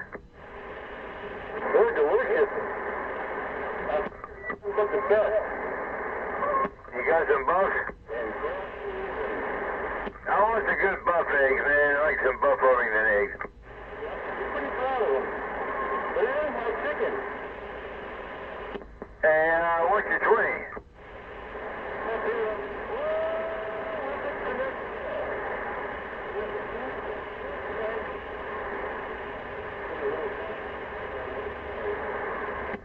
Is that coming from the northwest corner, man? I guess I'm going to fuck with this beam, man, and figure out where it's coming from. Come on.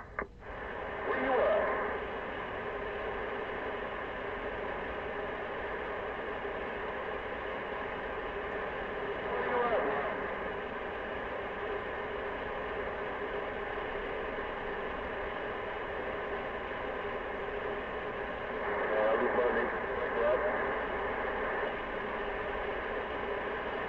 Alright, I got the beam. I got this mud duck coat hanger beam looking up around the northwest corner. Come on.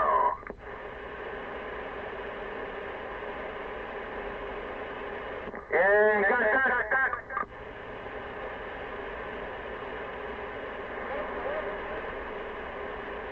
I said, you got that? What the hell?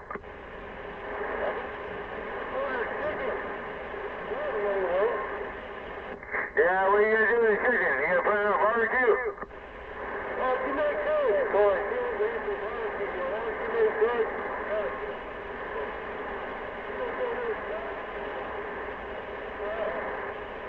Yeah, Roger.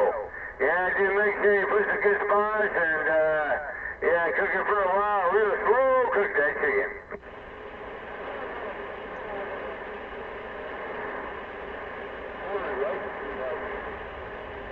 Oh, man, he'd love it. He'd love it.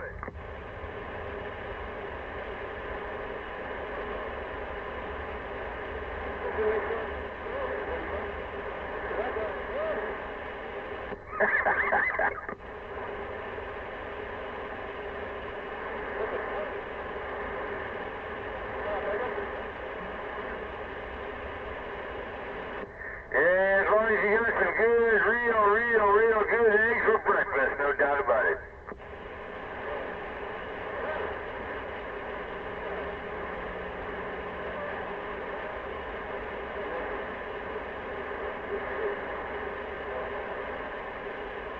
Yeah, that's all right. I've been giving him shit for 35 years, man. Hey, 6 and a quarter, kick his pants. Oh, man, what the hell is that? There we go. He goes 6 and a quarter pants for me, 429. Been doing it for almost 40 years. Get down.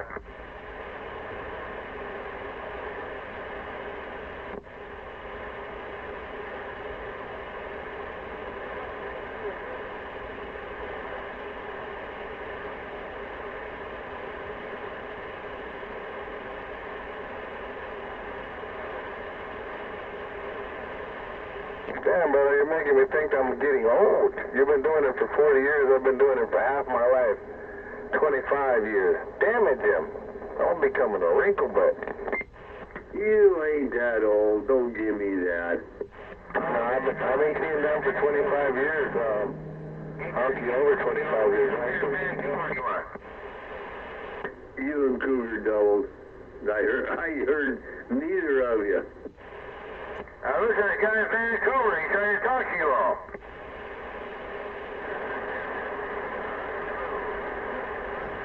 Well, I just let you know I'm back listening, so you guys carry on. Yeah, it's getting heavy. So, hey, Cougar, did I hear you right when I was about into the back door? Were you asking something about Harvey?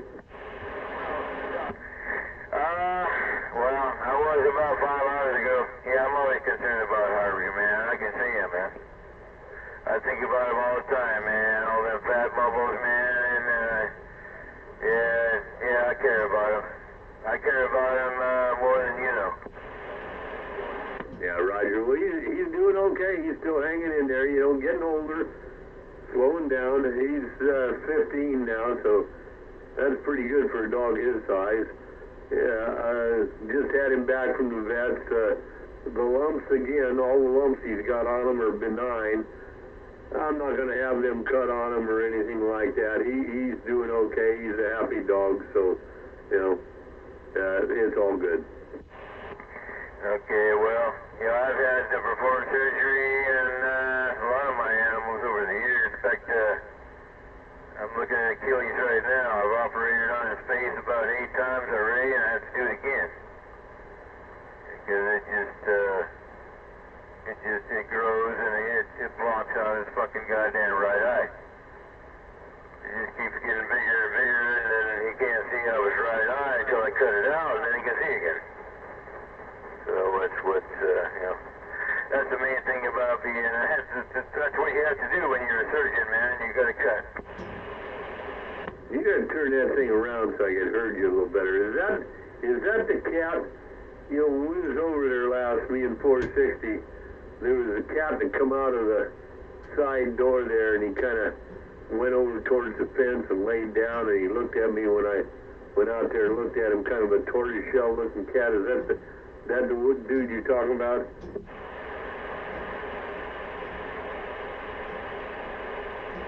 Hold on, the beam's coming around. Okay, I didn't know if you heard me when you get it around. I was just wondering if that was that tortoiseshell-looking cat I saw out there in the back when 460 and I were over there the other day. No, he's a Bengal. Yeah, he's a Bengal cat. And just kind of offshoot, you know. Yeah, he might not look too big right now, but back in his day, he was the fucking king, fucking shit. 19 or, you know, 17 years ago. He fucking kicked the shit out of everybody's dogs, man. He ruled. This old fucking cat ruled over here, dude. Back in his younger days, man, but now he's just, I take care of him, man. I try to give him to eat the best I can. And he's just a great big warrior that's got old, you know. And hey, I'm lucky I'm, you know, with the last 2 members of our family, you know, taking care of each other. Every night, you know, he goes to sleep on my shoulder, and fuck yeah, man. He's a cat's pajamas. But yeah, man. Unless you know the animal, you know, you don't know. Well, I was just asking if he was that kind of grayish-looking guy. He walked out of that side door out of the house and looked at me. I looked at him. He went over and laid down. If that's the only cat you got, I'm pretty sure that was him. He was looking at me, and he was like a big old dude. Oh yeah. Yeah, he's very observant. He knows. I mean, he's lived here. He hasn't been anywhere in 19 years. This has been his home. He's been cared for really well. He lives a damn good cat's life. Unfortunately, he's never actually had to hunt, you know. Him and his sister never actually had to hunt, you know, to make a living, you know, hunt mice and stuff like my cats do up there, up north. Hell yeah, fuck, man. Fuck cat food. Hell with cat food, man. They're out of there. They're gonna go hunt their own shit, man. Shit, my cabbies up north, man, you know, fuck cat food, any food like that. Yeah, they didn't even want any part of that till they got older, but shit, man. Hey, let's go, man. Leap off of the porch, get some live breakfast going on, man. That's a real cat. Gotcha, Corey. I just turned everything off. I'm just on the radio now. Got the horizontal pointed, I think, pretty much right on you, so hope you're hearing me well. Yeah, I swung around because, you know who's going to show up and try to fucking completely destroy any reception out here, so. Yeah, I'm looking over here right at you there, right up Kelly Hill. I think that's where I got this thing playing. the flat side. Yeah, I can go a little northeast of that. That seems to get me closer there. I'll stay on the pedal a little bit. But yeah, I just, no use running the other stuff if I don't have to. And I'll tell you what, I'm learning more and more for local stuff. Horizontal between two people, kind of hard to beat. The verticals can't even get in between. It's crazy. For DX, yeah, I don't see much difference. Every once in a while, I'll pick up a station. I hear them one way better than the other. Silverado up north is one that we've switched back and forth one way, this way, the other. And he says, you know, today it's not working this way, and then the other time it's working. So, you know, that's all DX. So that depends on where it's dropping in. But you and I know for local stuff, this is pretty much got it dialed in. And this damn antenna ain't even right yet. You know, once we get Todd's figured out, get it back in shape and everything, we'll even do the same to this. They ought to come in there pretty damn good, I think. Did a lot of work on it, so there you go. I spent the last, not today, but the last 2 days, Todd and I spent on is just getting it apart, taking the measurements for the cable, getting stainless aircraft cable, new pulleys, the whole bit for it, so ain't gonna have no failure again. Yeah, sounds like, where the hell is that coming from? Talkback is off. I don't know what's going on anyway. I'll back up from it. But it sounds like the same thing that happened to, Money Green. I had to go down there and fix, you know, his you know, it had those goddamn towers, you know, it had the, synthetic, you know, polymer, pulleys, you know. Had 3 polymer pulleys on the thing, 3 sectional, and, the whole valley back there was just, everybody had those all over the place. And then, you know, he didn't realize, hey, but those wear out. You crank those things up and down enough times, and, they start fatiguing, and then holy shit, then you start ripping the cable itself, you know, in the pin. They used to support the pulley that was there. And that's what happened to Money Green. He had this big old fucking 42-foot goddamn Yagi up there, and he cranking it up, and he didn't realize all the pulleys are gone. It just wore out. He just fucking goddamn running the cable over the pin. It just frayed till one day, whoops, it frayed so much it snapped. The whole goddamn thing came down, and it looked like, it didn't break like 460, but it ended up looking like a big fucking Yagi horseshoe. It just fucking wham, came down, bam, and it just looked like a fucking Yagi horseshoe.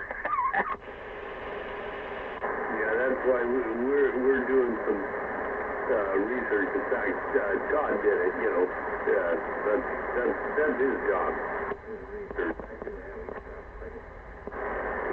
And you know, that's the biggest thing. The pulleys, the shivs, and I was telling him, I said, you know, we want the more bearings in the center that goes around the axle, the more load bearing.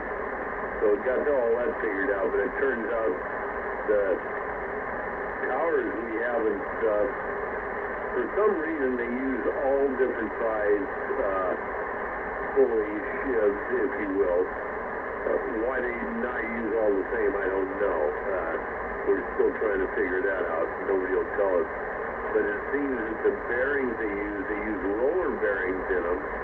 And on 2.5 inch, 3 inch, and 2.5 inch and 3 inch, they're using roller bearings inside, and they're proprietary. So in other words, you can't just take the number off them and go to a bearing place.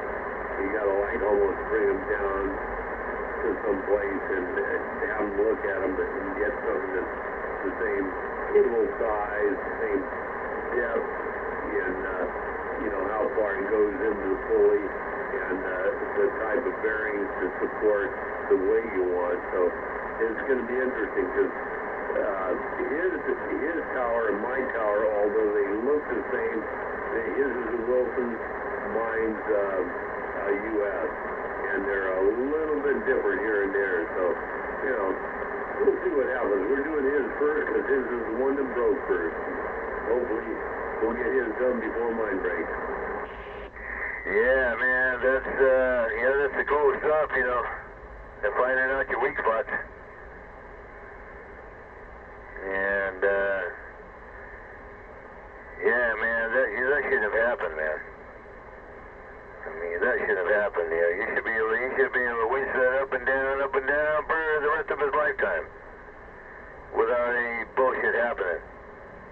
I mean, all the pulleys, everything should have been right, so, god damn it, man. What the fuck? Well, anyway, I'm going, back to my old school way, my old tower, just a tilt over. Because the whole thing's going to be a 36-foot.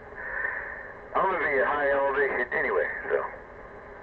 Yeah, 36 feet. I already have the tower. That's what I've been using up there for the last 20 years, the same tower. I'll use the same tower and put the rotator in the tower where it's supposed to be, and no pain, no strain on the rotator. Yeah, man, there it all is, man. Guy wires and boom supports, man. That's all you need. Roger on that. I was going to go on with what 460 and I was doing when you made the comment that it shouldn't have happened. Well, it happened because the cable on that top section, as well as the other cable, galvanized cable, but it was old enough that it was rusted and corroded. Him and I are arguing about this still to this day, and you know how partners will argue, but he's saying it's sound and it's stretched. I look at it and I'm saying it failed. When you stretch a cable, when you overrun it, he was saying it was binding when it was going up. After we pulled it apart, I don't see anywhere where it was binding. It could have been, I don't know, but what I know from cable, from what I worked through, we had to do load testing on cables, chains, cranes, the whole bit. And they give you a distance, you have to measure them and everything. But the biggest thing I learned is if you overstress a cable, it'll start straightening out. You will not have the twist in it. It'll start straightening out. I didn't see that on his. But like I say, him and I argue. So whatever. Doesn't matter. It's done. Deal. We're going to fix it. We're going to have stainless aircraft cable, 17/9. It's not going to be a break for the rest of the time, that's for sure. It's all going to be stainless cable. Bolts, all hardware, so it's be a problem, but it's just, one of those things. We'll fix his, and that'll be done. You were talking about yours and the tilt over and the 36 foot and everything, and I was going to say something about that because that sounds just like, that sounds like a great setup, right there with your damn quad on top, that you ought to be good. Yeah, it is good. I mean, I ran that for at least 25 years, 30 years now. I got to keep up, on the time. You just got to keep adding more years, man. They go by fast. So 30 years. Not this one, but the high gain.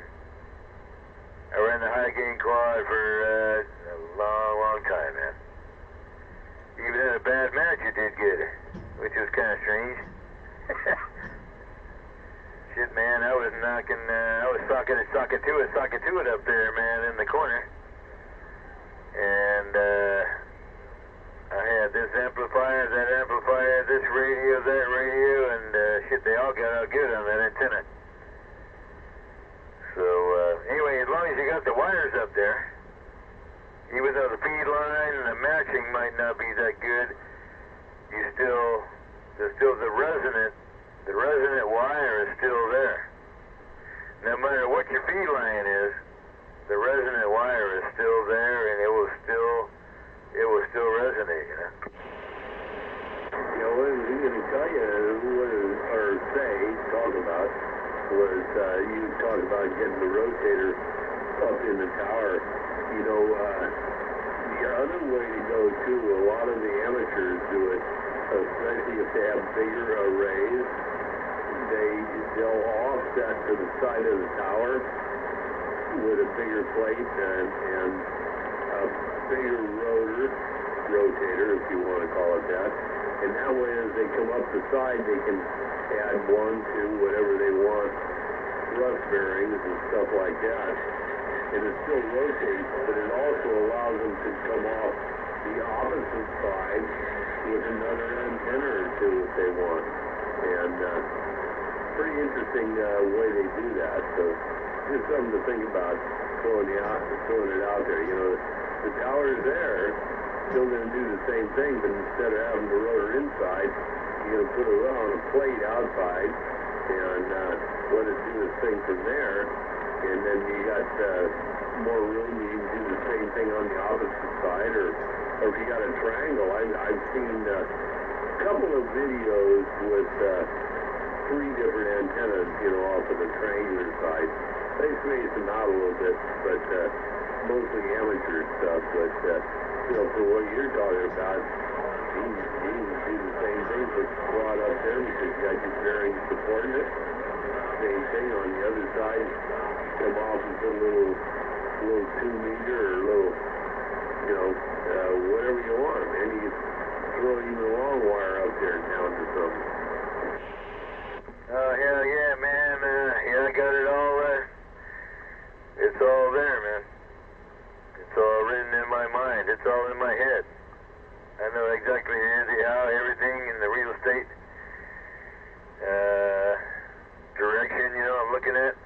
I'm going to be open, you know, hopefully I'll be open all the way around, but it's going to be mandatory. I'm open up, you know, to the south and to the west, you know.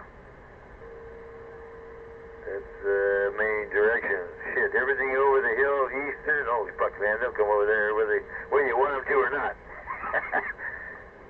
But, yeah, man, yeah, my 36-foot tower, you know, coming out of it, there's, you know, it's like, you know, 2 3/4 of an inch shaft going to come out of that to whatever I want to put up above it. And then the rotators, you know, in the first section there. My old Kernal Vision rotor. I'm going to stick with that old thing, man. It's been with me, man, for almost 30 years, man, this fucking rotor. Yeah, I've had to work on it, man. I just gave it a big ball job. I gave it a great big ball job, man. I gave it some balls. I put a whole bunch of balls in there, man, all the way around, front and up. Yeah, I've been running beatable ever since. Yeah, I'm gonna lock my old Kernal Vision rotator, and I got two clickety-clack boxes. I just have to, I had to give this old one a facelift. It's an upright. I don't know if you've ever seen one of those, an old brown, you know, upright. It's not the flat one, you know. You get flat ones probably every day, but not this. This is the only one I've ever seen. The only Kernal Vision upright control box I've ever seen in my life. You've probably seen it in here. Did you see it on the shelf over here? Yeah, I got one outside, you know, where the blade is out here in the garage side of the shop. Got one just like it. I know what you're talking about. Yeah, for sure, man. None, like you say, as long as it's been working for you, you know, You put new balls in it, that's fine. If the races are still good, you know, usually the damn races wear out before the balls do, because, you know, the ball bearings are hardened, right? So usually the races wear out before. But some of the older ones, some of the older designs, man, they're rougher, been around forever, and they're hanging in there. And sounds to me like you got one, but that's, you know, that's the whole good thing about it, man. Well, yeah. Yeah, it's like, it wasn't a hand 4, but it was a Kernal. It was an 8-wire. You know, this one just got a 4-wire. His had an 8-wire. It had the, you know, got little push buttons, you know, the nice, real nice Kernal dual-ear 8-wire fucking rotator. Had the lock-in shit, which I don't like. That's the first thing I would take out of a rotator is a goddamn lock. You don't want your shit locking up, man. One 80-mile gust an hour wind, you know, on the one side of the beam, man, you want to move. You want to give, man. You don't want to fucking bust shit up, man. That's the only thing I didn't like about that rotator, but, yeah, it had a pot in there, a potentiometer. It showed you where east, southeast, whatever west was, you know. It was a nice rotator. And that one had all the ball bearings in it. They're ball bearings all the way around. Yeah, you're calling it by name, Kernal Doodler, CD, the same thing. You know, that's what I've got here.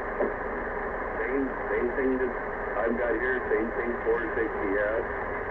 I think they call it, I think in the era we have, they call them the ham 4s or the tail twisters or whatever. I think at the time they were built by the same people. Who knows who bought them since then or whatever. I mean, I have no idea, but they're built the same way.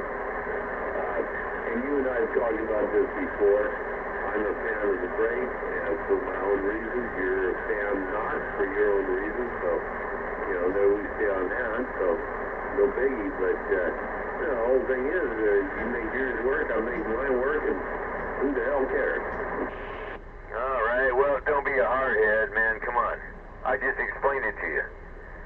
If you got an 80-mile-an-hour gust of wind hitting, like, say, the south end ass of your antenna, I think you'd want it to move instead of brake, right? No. See, we've been over this before, dude. You know, I'm sorry I'm being an asshole, but I want mine. Make sure I'm not attempt to twist. I don't want any kinetic force. That's okay. More than the gears and stuff will take. And if I don't have a rotor, He's going to argue anyway. whatever you want to call it nowadays, it will take what's coming my way that I haven't spent the money and bought big enough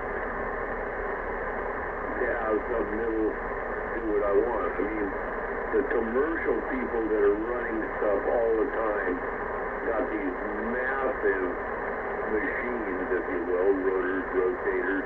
Actually, they're not only rotators, but they change the azimuth on it. So a lot more weight and everything else, but I know what you're saying, and I agree in your thought on that, and that's what you want. You've been running yours for years. I can't argue with that, man, and I'm not going to. It's just my opinion, my thought is different than yours, that's all. Yeah, well, I mean, if you want a 90-mile-an-hour wind busting and twisting your fucking shit up, okay, fine. Yeah, leave your lock in. That's what it's going to do. Yeah, I already learned that the hard way. No more locks. I took the locks out. Yeah, my rotator is free spinning, man. The wind, spirit of the wind can spin it around, sure, but you got to get out there and watch out. You got to make sure you're doing spinning around 2 or 3 times, and then your feet line, all this shit get twisted up, man. Oh fuck, man. Yeah, for sure. You're going to end up buying couple $100 or more nowadays a coax before you know it. But hopefully that never happens. But you know, around here, if we see 80-mile-an-hour gusts, I think we did a couple times this last year. You know, 559 might know. He keeps track of that stuff. I don't. All I know is my road is good for the wind load I have. I got no problem. It's got a brake on it. It's actually got a fall that actually jams right in to the gear, so it doesn't let it move. So, you know, if it breaks, between 460 and I, we have one spare. And if it breaks, we've got a spare, and then we'll order the next size bigger, you know. Hopefully, we'll never see that kind of wind in California. I think you see a lot more wind at times up there, depending on where you are up in Washington, but, you know, I think at certain times you see a lot more, but, you know, we're talking about the same, you know, constant rather than just. But anyway, like I say, it's a personal thing, man. I can't argue with you on this. It's just what I feel. You know what you've been through and what you feel. It what works for you. So it ain't no argument. It's just kind of sharing thoughts. Oh, hell no, man. I mean, there's no point in arguing about, you know, all the experiences that we had to go through, man. I went through wind and wind and wind. Shit. Actually, the first disaster I ever had with my antenna is a fucking stampede of horses. I had this fucking goddamn high gain up there about probably 65 feet. And, oh shit, here comes the asshole brother, man, and, fucking goddamn shut the fucking horses off, and, yeah, dumb me, I had the guidelines, you know, where the horses were, or where they're, you know, in their fucking goddamn pasture. I had the guidelines in there. That's a mistake. Yeah, I learned that the hard way. And, hey, stampede the horses, and, here it comes down the beam. So that doesn't do it. Whether he had them tied off or not, it was done anyway, right? Oh, yeah, man. You know, tied off to, you know, good sunken in T-post, you know. They're not going anywhere. But, hey, it don't make any difference when the horses run into your guidelines.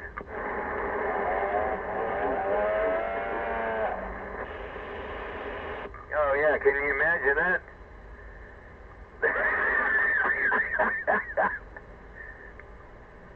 This asshole fucking stirred up the horses, man, and otherwise there wouldn't have been a problem. Got the horses all riled up and got them stampeding and went right through my fucking antenna. I tell you what, man, that motherfucking son of a bitch got some language out of me. You know, I would have never thought. Oh man, that is good. Yeah, did not. Shit happens. You know, stuff. And yeah, just a little hobby. It's one of those things. That's what I was talking about earlier this evening or yesterday, it's not morning yet, so earlier this evening. But I mean, you know, Over, Allen, who else is there? Well, there would be Gunsmith. A couple other people are up on some hills around here. And they hear stuff that the rest of us don't hear. And I'm talking about if we just straight up antenna. They hear stuff that the rest of us don't hear. So a lot of times you don't hear other people talking local, whether they got amplifiers or not, from you know, point A to point B, and all of a sudden they're interfering with this or with that. You can't hear somebody coming back. Well, because they can't hear the other people, and like that. And, you know, that's what it's telling others. You know, appreciate what's going on. I like to check in and everything. I don't do it all the time, but I like to check in. But I tell you what, when DX is in and if I'm feeling in the mood, I'm sorry. You know, if I'm not on 17, I ain't goddamn sorry. and if I bleed over, I'm sorry if I'm on the loud. He's 17. Fuck that. In my hobby, this is what I'm going to do. So, you know, that's it. I try to respect it, but it's also my hobby, too. You can't, people can't, you know, that's why it's citizens ban. I think that's why FCC leaves it alone. It's like, let them fools do what they want, because you can't control everything.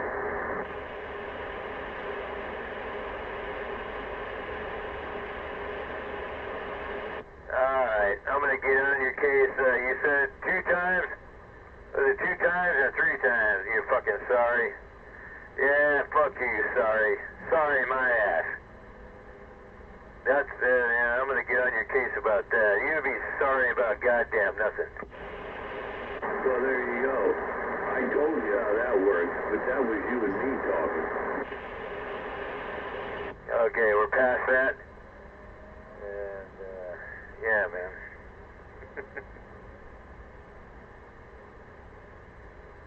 Hell yeah. I done forgot now, but I remember. Anyways, yeah, getting through this mess. Get through this mess and, pulling people's heads out of their ass and remembering, some kind of history that wasn't tainted. Yeah, that's what's wrong with people today. They're tainted, man. They're all tainted. And every day that goes by, they're more and more tainted. Yeah, that's a good word right there. Tainted. My people, our people were tainted 300 years ago. And they're still tainted. You know, man, they need hard punching and hard knocking down. Our own native people. Our own native fucking people have been so tainted now, they need an ass kicking. Just to get them back. Okay, this is where you were, this is where your ancestors were, and this is the way it is, and that's the way it's supposed to be, and oh man. Yeah, once these kids and these cats are tainted, man, it's like, shit, a whole big ass job, man. Oh, for sure. I think where you're going is my statement, and it actually comes from an old movie. Never say you're sorry. It's a sign of weakness. And I kind of agree with that, you know. So we were talking, you and I together today. And you talk about being tainted, yeah. I think the whole damn world's tainted. Family values have gone to hell. The young'uns aren't taught the responsibility. They may be taught all the new stuff that's going on and what they need and the future and everything else. And that's all well and good. But they're not taught the responsibility. Oh yeah! How to act. And you know, my daughter and I had a discussion about respect and what it is. Yeah. Respect must be earned. Respect me, this and that. And I said, well, what do you mean I don't respect you? Respect. That's what you do. You don't get respect. You give respect, and she couldn't figure that out. So. Bullshit. It's a different thing. I think she's working on it, but You know, they weren't taught the same as we were, that's for damn sure. And because of that, I don't know if we call it progression or regression. I don't like it. As I'm getting older, I don't like it more and more. Okay, respect. History has to progress, but I just hope it doesn't progress so far. It just goes into regression. But you and I know what we're talking about on the other side, on the native side. Altogether different story. I mean, we're losing a lot of people and stuff, although there is some looks at coming back, but I don't know how they can fight against what's going on in the rest of the world. You know, like you say, everything's changing. Nobody has respect for the land, the people. It's all about make the buzz, get the big car, get the big house, blah, blah, blah. Yeah, now you know why. Now you know why when I move back up north and I start teaching the truth. Worldwide. Just kind of like the same thing you just laid down right there. I'm going to lay down to the whole world, and oh man, they're going to be mad at me, but here comes that word respect again. Respect. Respect. Hey, just to me, my granddaddy and my parents and my family and everybody, respect has to be earned. It's not bestowed. Respect is never bestowed. It has to be earned. There, come on. Yeah, and see, I don't know how we discern earned and bestowed, but I was taught that you don't demand respect from somebody. I was taught to give respect to my elders. I was taught to respect. It has to be earned, though, right? And that's the other thing, that half the people, I would bet you 60 to 80% of the people, if you ask them what the word respect meant, they wouldn't know. But I was taught to respect the land, the waters, the trees. So you give respect. You don't expect to be respected because you're just a person.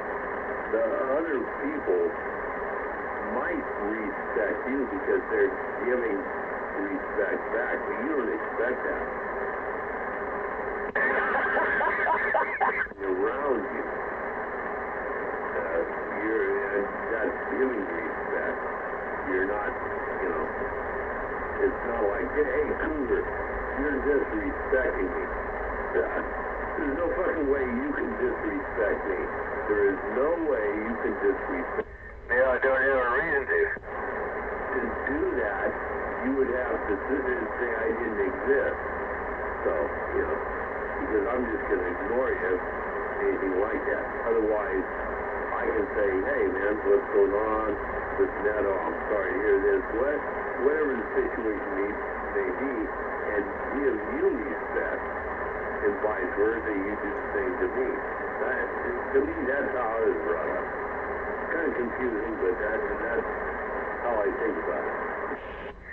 No, respect earns respect. I think that's the most simplistic way to get past any arguments or posturing or anything, man. Hey, if somebody respects you, put it right back. And that works for me. You got it. That's what I just said, right? I give you respect, you give me respect back. We don't earn it. It's not due us. We do unto others. It's back to the same thing. I got to pee and get a beer. I'll be back. Yeah. And then if it's all about a bullshit ruse,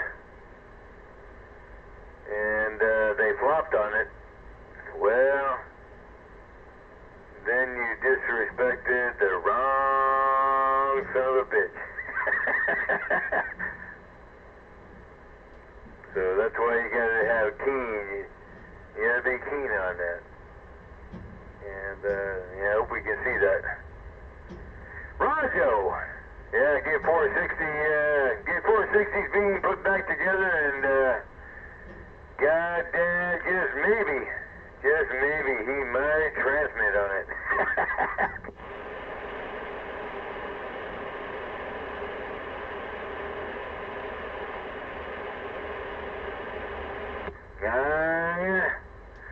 Yeah, got the big bad with no audio, come on.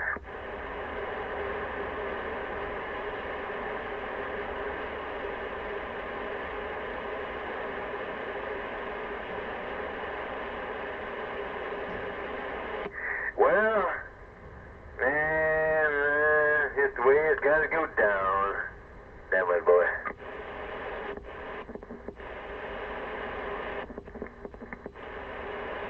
What the?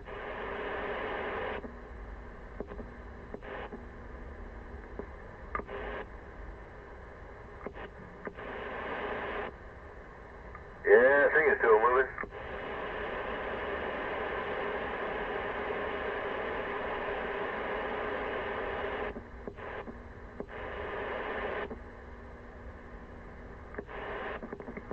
Hey!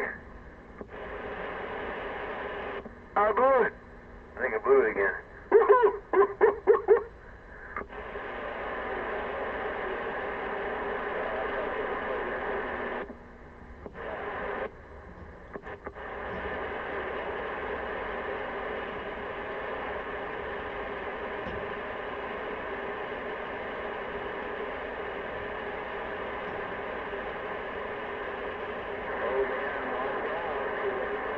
Yeah, goddamn sniffers.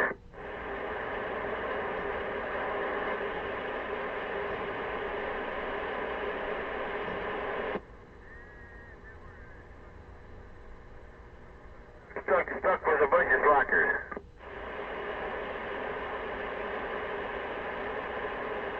Woman!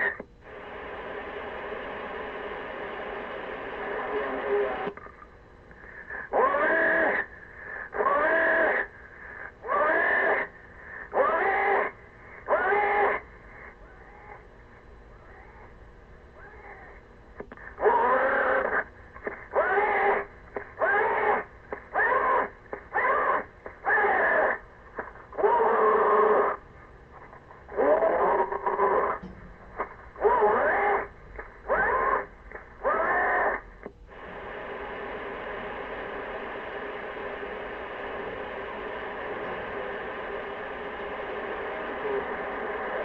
Developed an artificial intelligence.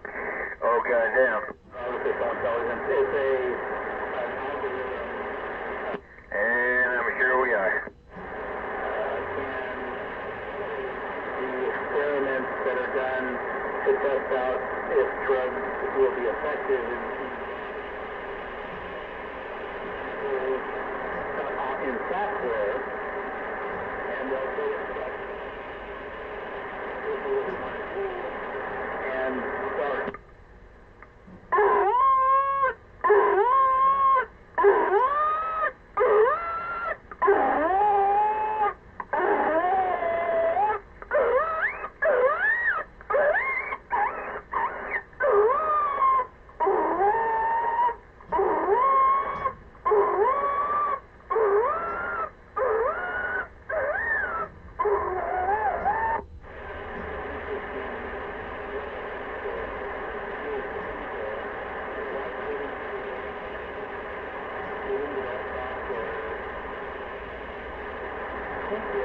Oh, goddamn.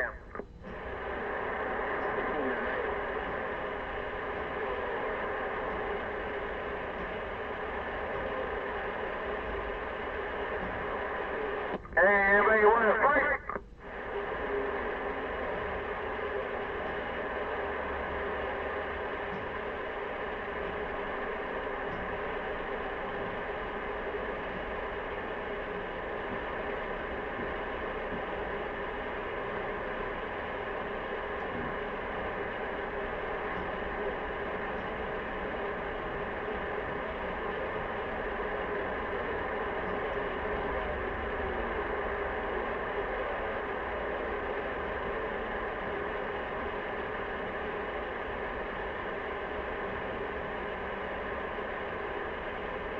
Okay, I am back.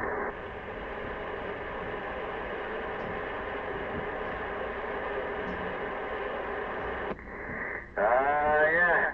Live another day. Another day. Deal with the old arm here. Got some fireworks going on, and it bothers him a whole bunch. So, had to get him a couple of his calming little things there, natural herbs and stuff.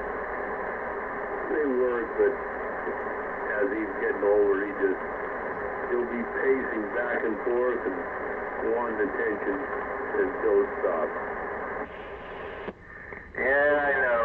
Yeah, there's a lot of animals that are that way, and I've had a lot of animals that didn't bother a bit. I don't know where this feedback's coming from. The hell? Oh, that's where it's coming from. Shut the damn thing off. There we go. I had an icon on. But, yeah, man, old Achilles over here. Shit, man, he's lived with all his life. Fucking explosions every 4th of July. You know this is coming. The fucking old cat is smart. He's smart as hell. They can't talk, but I tell you what, man, they're fucking smart. Everybody, you know, people very seriously underestimate animals, you know. All they gotta do is look at you, man, and they tell you a whole fucking goddamn book. Just with a glance. They're so much smarter than we are, man, anyway. Yeah, take care of old Harv, man.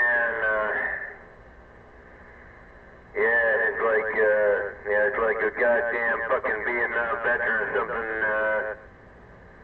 going through the same shit. I watched World War II veterans go through fucking shit on 4th of July.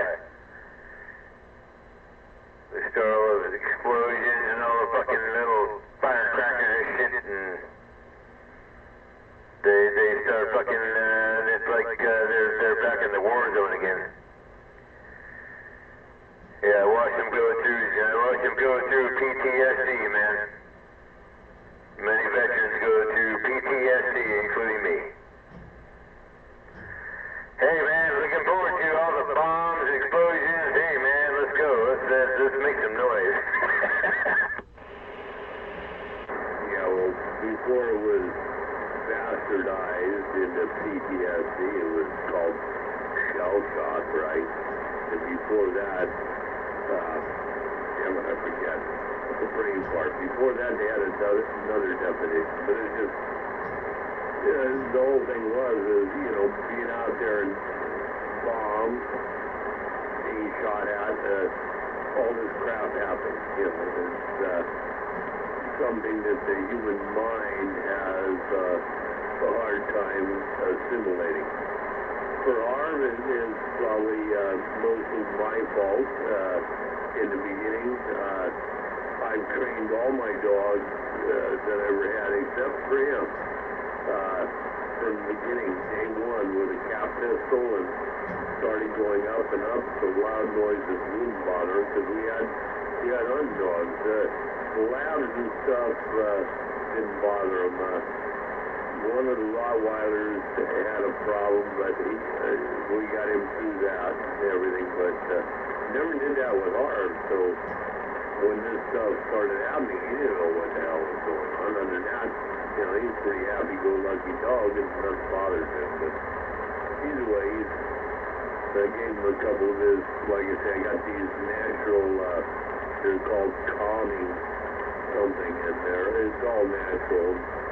I give him a couple of those, and he's over on his bed now at the other end of the...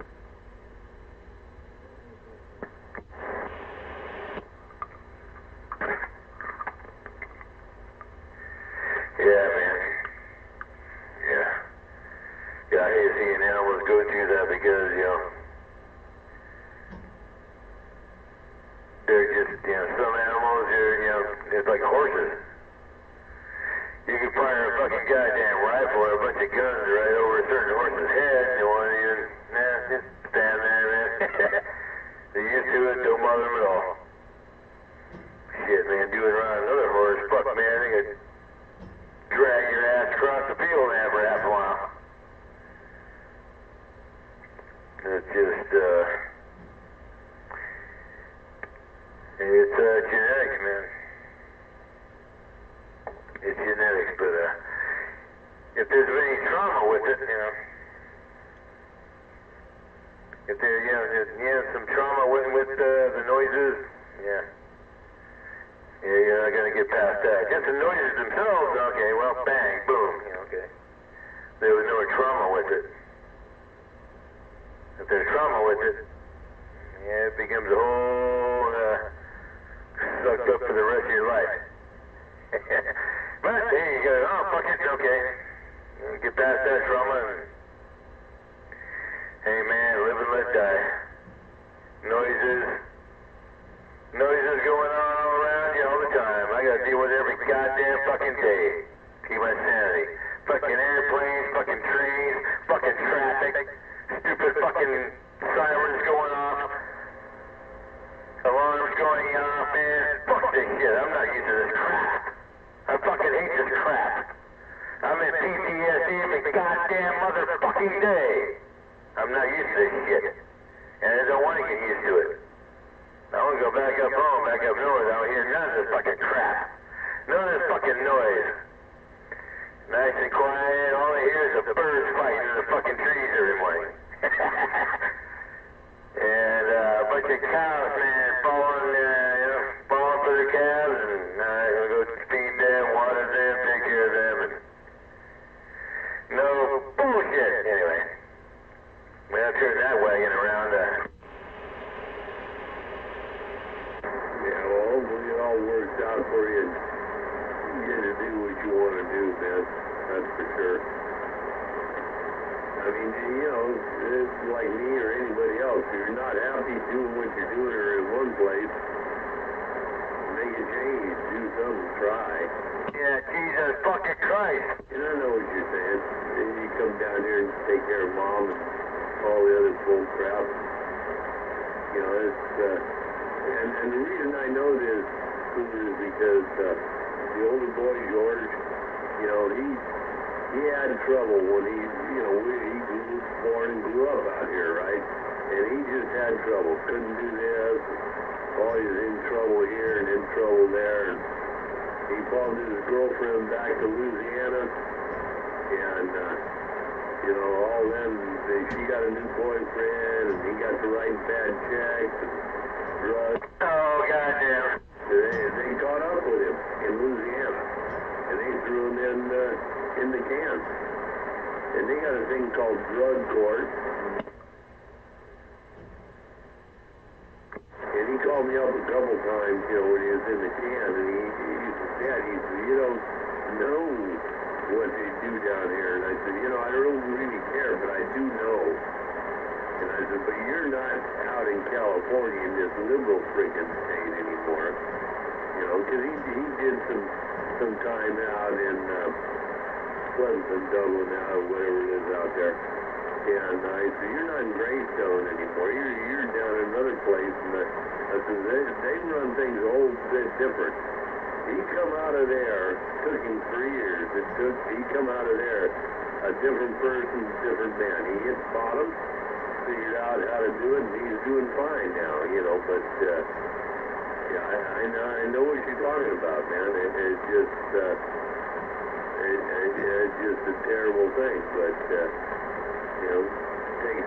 takes a big person to suck himself up and carry on. Yeah, right, you're talking about your son, right? Yeah, the oldest one, George. Yeah, you'd like him. He got long hair like you. He's pretty crusty old dude. Married himself a Filipino woman here about 5-6 years ago. He's been talking. I mean, they've been talking online and stuff. He actually flew back there, met her folks, brought her out here, flew her back and forth a couple times. So he's doing well then.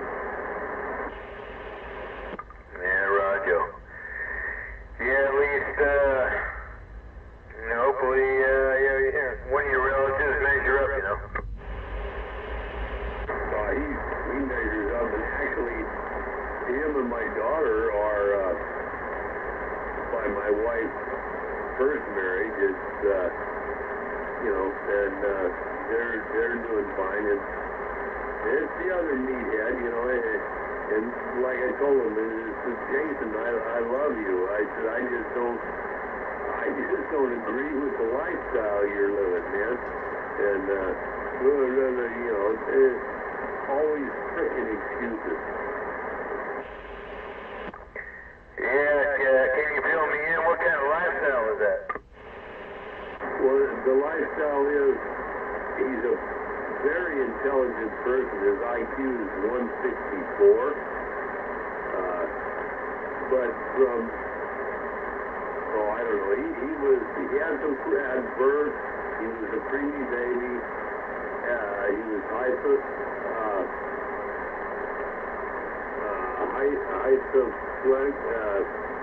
water on the brain type thing. He had a shunt put in and everything. He still has a shunt to this day. And when he got about 13, he started using that as a crutch. And this and that, and all of a sudden he'd go into seizures and this and that. And he found out he could get money and stuff without doing anything. He didn't have to go to work. Because I kicked all my kids out at 16. You might be in school, but you need to get a part-time job, do something. At 18, you were out of the house, or so I thought. So, you know, we had problems about that, just between me and the wife. But Jason was the one that he figured out how to live. He knew this church, you could get this food, and you could get 20 bucks here and go over to this motel and have a shower and take a nice sleep on nice set. He knew how to work the system, and that is what he's doing. He's living off the dole. He's not working, but he's got a computer mind. He knows he's built computers, but he won't even do that online and make himself a few bucks. And so it's kind of disappointing to me, because this is his mom, and this is, you know, she had two before, and this is the one between her and I, and it's very disappointing. But you know, like I told him, I love you, but I don't like the way you're conducting your life, man. That's it. Leave me alone. You know, every time he calls up, you know, it's always about money and all these big dreams. Hey, I got this pickup. What should I do? You ain't got crap, man. I eat crap on the dole. Yeah, you need to be lucky to get top ramen. Work your ass off all day, and hey, lucky to get a bowl of top ramen to eat for breakfast or dinner or whatever. And yeah, get some rest and get up and fucking earn another day's rest. Hell yeah, man. Yeah, it's all about earning, you know. There's so many people that don't even earn a day's rest. Haven't earned a fucking thing. But anyway, it's, yeah, whether these guys pick it up or not, you know, that's up to them, you know. Or, you know, whether they have to do it or not. If you earn a fucking day, you know, you earn something in a day, you fucking earn it. If you don't earn it, then, well, I guess you don't survive another day. I don't know, Cougar. You know, every day I work, you know, towards the end it was kind of frustrating because a lot of politics got involved as I moved up the ladder. But that being said, every day I worked, I always tried to accomplish one thing at least, maybe two if I was lucky. And I came away feeling satisfied, especially when I was doing you talk about it, the physical work, you know. When I was taking apart cooling towers and burning and banging off bearings and replacing and stuff like that, I ain't no work no normal person, but I felt satisfied at the day. So the younger one, you know, he ain't gonna do nothing like that, and that's okay. Then use your thing. Well, you ain't gonna do that either. And, you know, it's quite unfortunate because he's, you know, he lives in he's in Abilene, Texas, and he lives in an establishment that gets $2,017 a month for the place they live in. They're on the second floor. They get him and his, i.e. wife, girlfriend, I don't really know what they are. They get money for each of them or both of them. I don't know how all that crap works. But he don't work a day in his life. You know, every job he ever had when he was younger, he always tried to tell the boss. You know, he went to work for a company that made, it worked for golf people, and they had these things you could, it was like a bag you could punch and pick up golf balls and other stuff like this. This company's been around for like 25 years. He goes in there, in 6 months, he's trying to tell them how to run the business. I said, are you a fool? You think this guy's been in business that long, and you're going to come along and tell him what to do? And he, of course, he was gone, but I mean, this is the attitude this dude has, and it's unfortunate, because he will be on anybody that pays taxes in this country is helping support my youngest son, and I thank you. I don't like, I would not like to thank you, but, you know, the way it is. Yeah, well, if you walk out, you want to step up to the plate and be a boss, then, I mean, you know, all the efficiencies and, you know, make the process and employees and everything else more efficient, there wouldn't have been any argument about it. It's just been a power trip. Oh yeah, you know, those power trips, you know, people get on those, but, yeah, there could be somebody walk in and say, hey, this could be done this and that way and more efficiently, and oh man, the boss never thought of that. I mean, this is going to piss the boss off. Yeah, I know. I've been in the industry and businesses and fucking shit all my life. But, hey man, they damn sure were happy to have old Cougar around. Because I knew how to do everything. I knew how to do everything, and that's a great gift.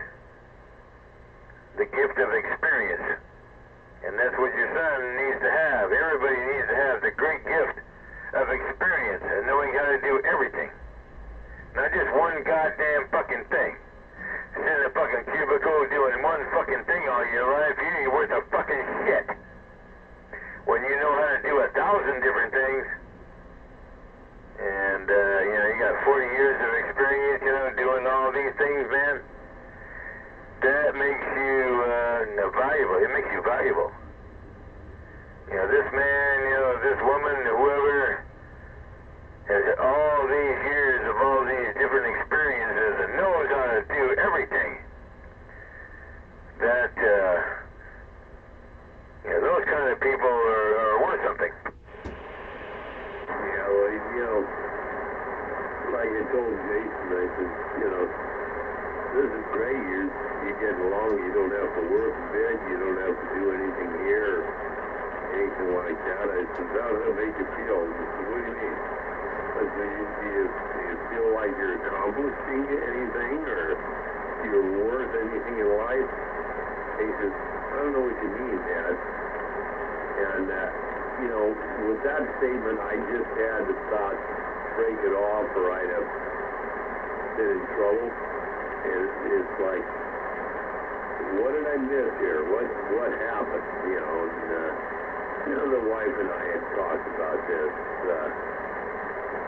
here and there and back and forth, but it's,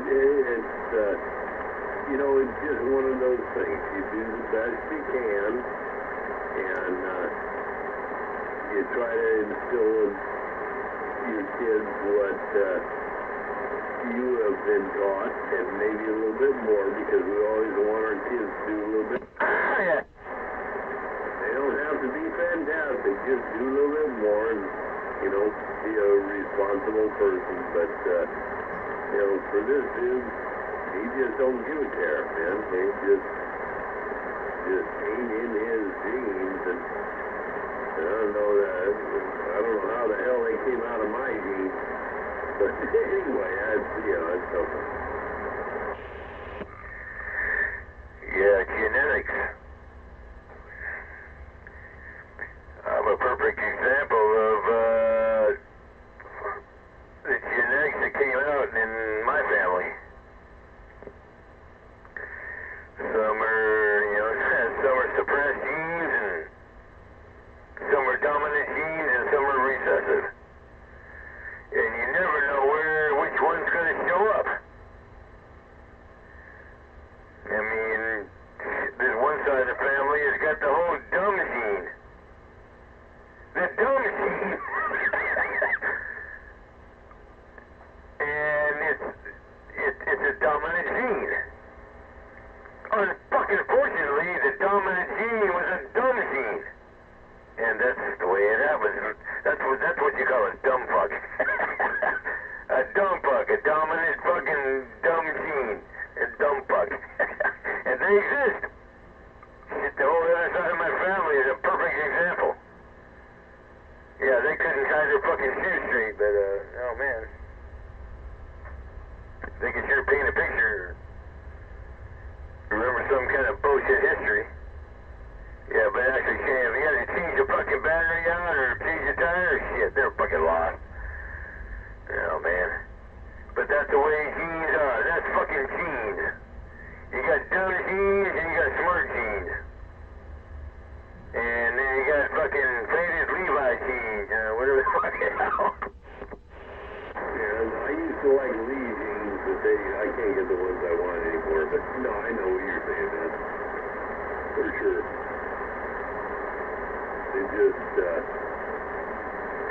yeah, sometimes, you know, it just will be distressing, whatever. But for me, you know, I don't let it bother me. He's living his life. The other boy and his wife is living their life. My daughter's up here by me with my grandson. This is all good. So, hopefully in the next 50 to 100 years I'll be gone. They won't have to deal with me. Oh, well, that's bullshit. But, you know what I'm saying. It's no big deal. Nothing bothers me too much anymore except for what we just talked about, that just because, I just can't understand it. But there are certain things in the world that I think we don't understand, and maybe there's a reason behind why we don't or should not understand it. Doesn't matter to me. Either way, it's all good because I've got acquaintances, I've got hobbies. I always keep busy. I mean, today I got that RZR, that 800 RZR running. It's a scrapper, boy, if you know anybody that wants that, or a little quad runner. Also, if you know anybody, or if there's anybody out there, got a 3-seater, not a Ski-Doo, it's 4-cylinder high-performance CFI. Got one of those for sale, too. I mean, you can have it as a wave runner. It starts up. It's got some body damage on it. Gonna need some fiberglass work, but it starts up and runs. We'll let this go for like $1,000. The RZR, if somebody came up to me and gave me $8,000 for that tomorrow, it'd be gone. The little quad runner, we'll take $4 for that in a second. But all good shape, good running, man. All manuals with them, the whole bit. And the wave runner has even got it's got a trailer, $1,000 trailer that goes with it. So you can take that one away real cheap. Make an offer. Break. Make an offer. Yeah, goddamn 44. Hey, he had to do. We gave him an offer, and you know, he took, and I've spent the last couple of weeks getting these things running, but there you go. But he had a lot of toys, man. Pretty cool. Yeah, but I'm kind of looking at the picture. I think he's going to regret it. You know, I'm not going to talk about it too much, but I'm going to say I don't think he'll regret it. Him and her will do their thing, and they'll do their thing together. I think that's where they were going. Yeah, goddamn it, man. Yeah, actually, I loved them both, man. They were great, good people, man. I love them both, man. But anyway, goddamn, we shouldn't have gave up the hobby. Shouldn't have gave up the real shit, man. Yeah, I know it's good to you, man. I did. I told you I did the same thing, man. I threw the whole fucking thing in the fucking ocean, in the river, or whatever. I got so sick of the bullshit out here, so sick of everybody's crap, I threw it away. I did the same goddamn thing. Yeah, okay, 4 or 5 years later, okay, let's do it, okay, it's the new people out here, come on. Well, he did keep a couple of his bigger and good radios. And we you know, that might be a good thing. You never know. Whatever you do, you might want to come back at some time. And, you know, so he kept the bigger and good ones. But, you know, they're on a new adventure. They're doing their thing. And you know, some people at a certain age would be hesitant or afraid to do or this or go there. So I give them props. All ass and hell with everybody else. Do what you want to do and what makes you happy. Yeah, my biggest problem is trying to keep from being evil. And yeah, I don't want to be evil. I don't want to be evil. Like there's other people out here that dwell on evil and negativity and evil and negativity and dwell on evil and negativity. We know who those guys are. So, hey, my biggest job is to, not go to the dark side. Oh, man, don't give up. Don't submit to the dark side, man. Evil doer. Yeah, like that. Don't go evil. No, don't do evil. Evil doer.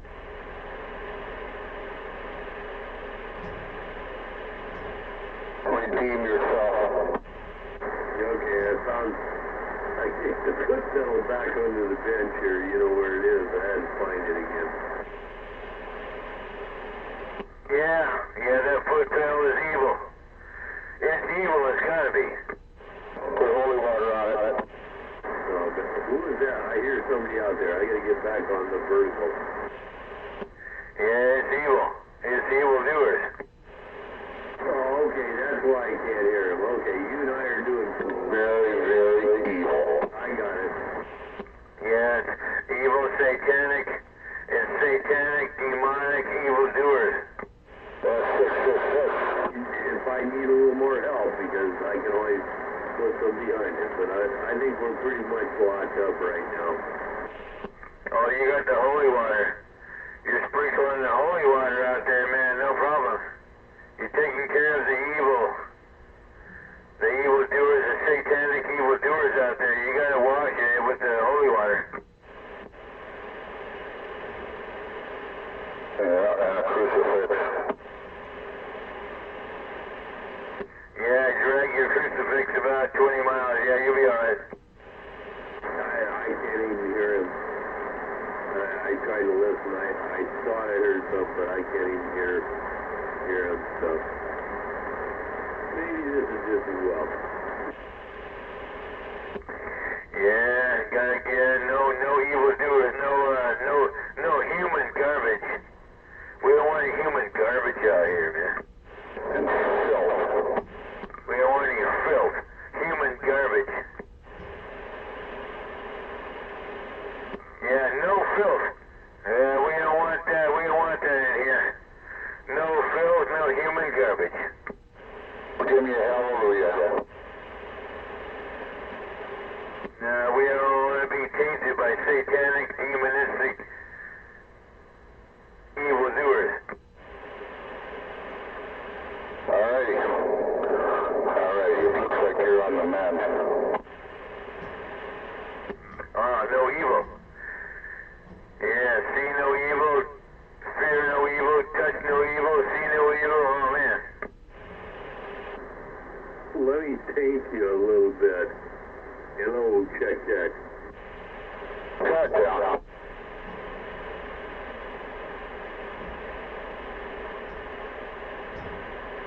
Yeah, no Lucifer. I can't even hear the hoser. Well, that's a good thing. Lucifer? Yeah, him either.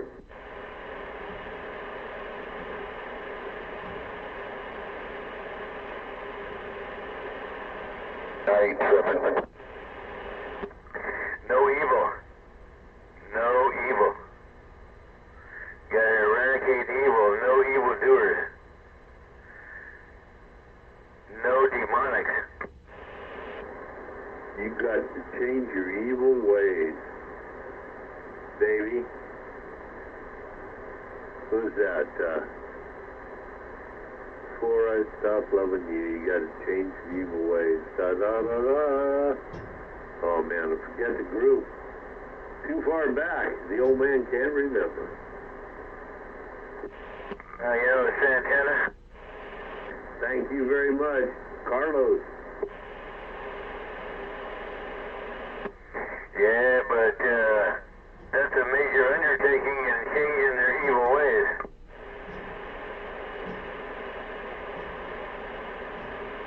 That's a lifestyle change.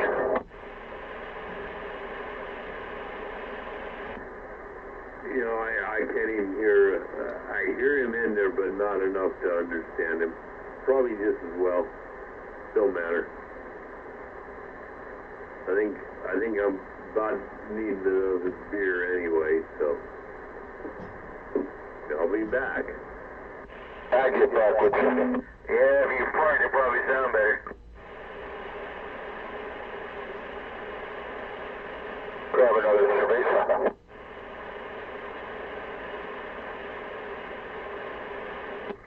Yeah, where'd you go, green moisture?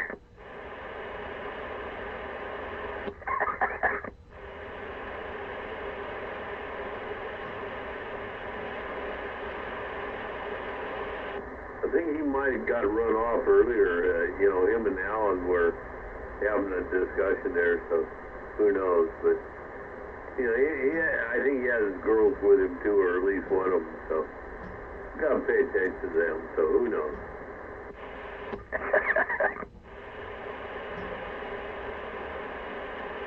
Yeah, just trying to keep him out of purgatory, you know? Although other people are just stuck in purgatory and they will never get out of it. No, that's not how it works. Everybody that goes to purgatory eventually goes to heaven. It's God's waiting room. Bullshit. Where's the bullshit guy, man? Where's the bullshit guy? I missed the bullshit guy. What is purgatory? Did I miss what it was with my teaching? You don't know what it is until you enjoyed it.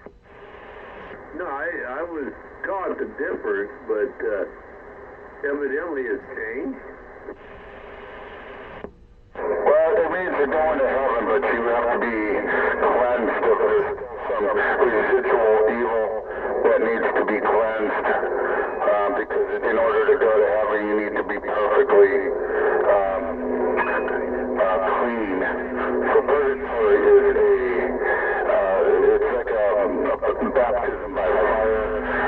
You get your whatever traces of evil are left over washed away. Baptism of fire. Yeah, there we go. Okay. Good. Tell me about that, but if I can't hear him enough to understand him, I don't know what to say other than just say non sequitur, non sequitur, non sequitur. the more beers I drink, The later it gets, the more frequently I have to go. So, I'll be back in a while. Just thought you'd like that information. I'll be back. No, stuck with her.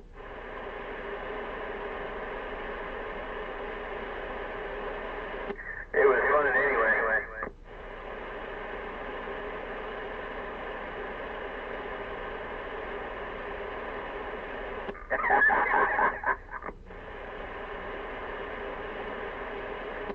Now, is there anything that stuck with her?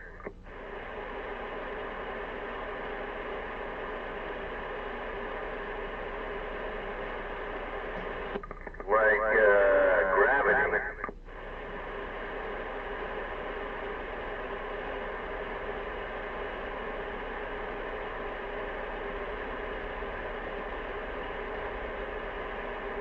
Yeah, just keep pulling and pulling and pulling and pulling.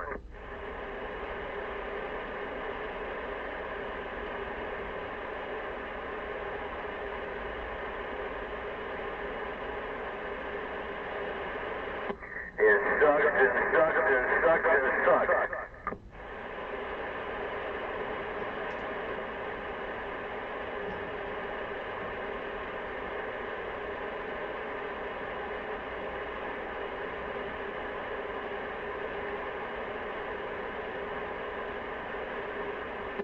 Oh man.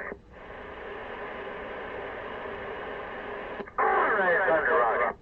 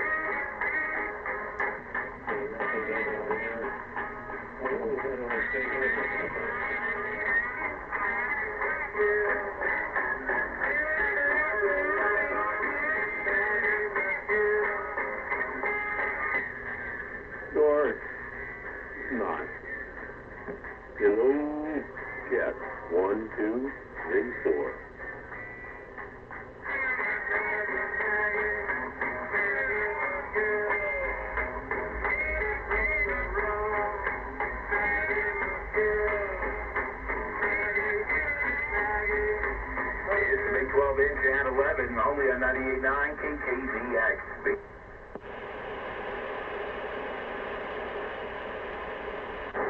Hello, radio. Check, check.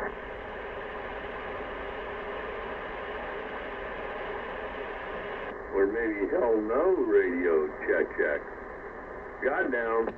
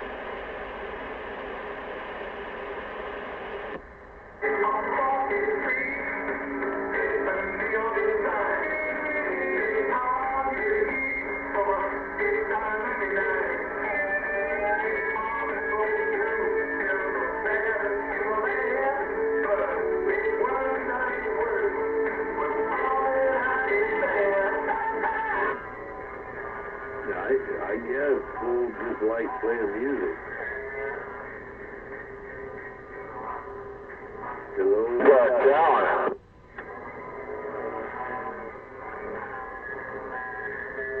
Are you sure? We got it going on here. Check. Check. That ain't much better. And I'll back out.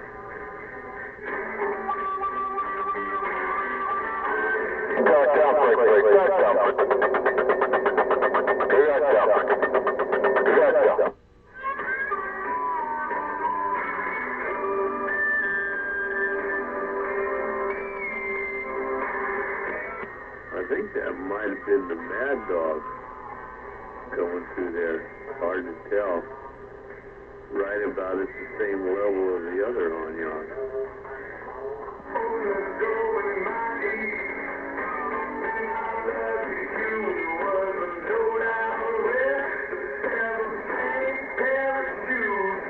Underneath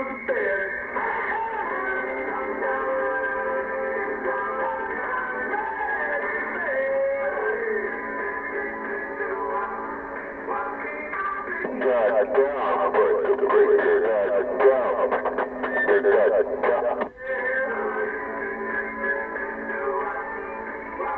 heard him. He said he got down.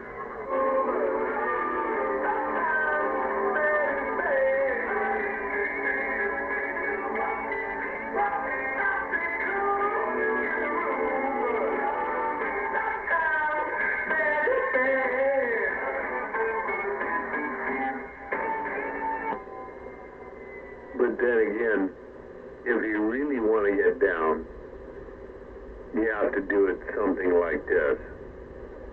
Maybe not exactly, but something. Got down, Burger Rick. I got down, Burger Rick. That's not a joke. Hey, no joke.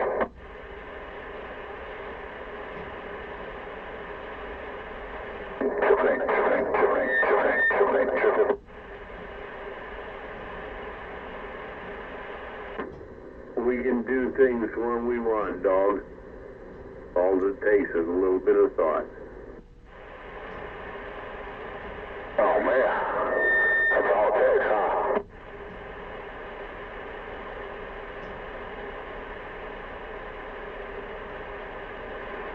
So what's going on with you tonight, man? Well, I just got out of the movie theater, and I haven't even started drinking yet, but I got me some product here, and we'll get down to business here in a couple minutes. Yeah, 10-4. I can tell you're moving around. Okay, I'll give you a break. Got to concentrate on the wheel. Do your thing. Yeah, it's late at night, early in the morning. I'll be standing by. Yeah, my taste in music and women drove my boat tag wild. Mom and Dad had a plan for me. It was get guitar, play the symphony. But I like my music, I like my women wild. Yeah, I like my women just a little on the classy side. When they wear their clothes too tight and their hair is dyed. Too much lipstick and too much rouge. Gets me excited, leaves me feeling confused. And I like my women just a little on the classy side.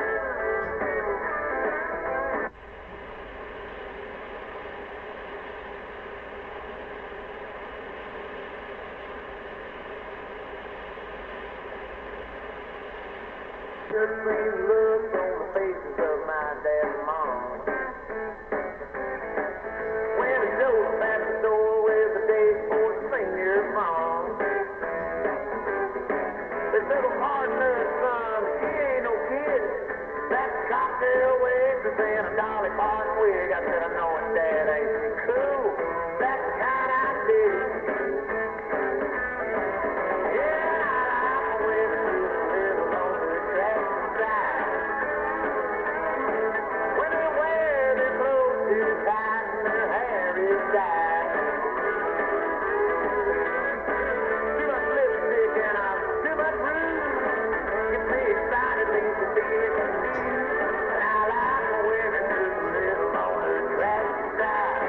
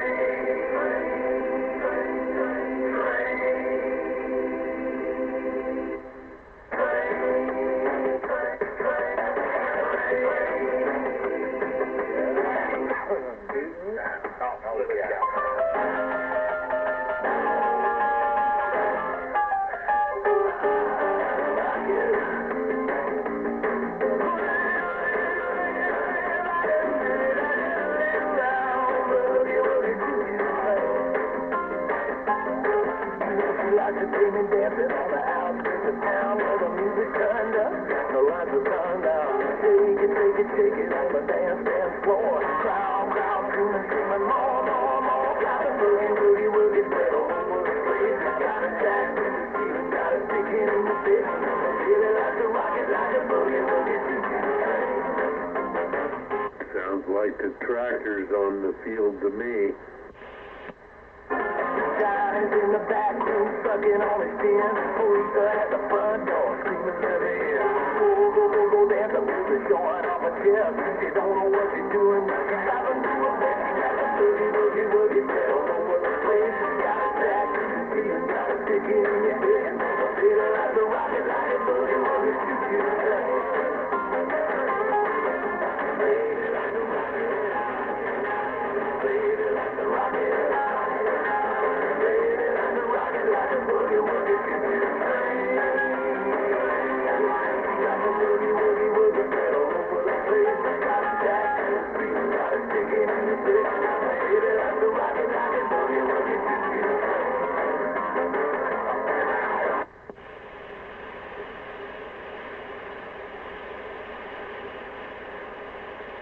Hey, we heard the tractors out there, but it's a little early for the boogie woogie choo-choo train.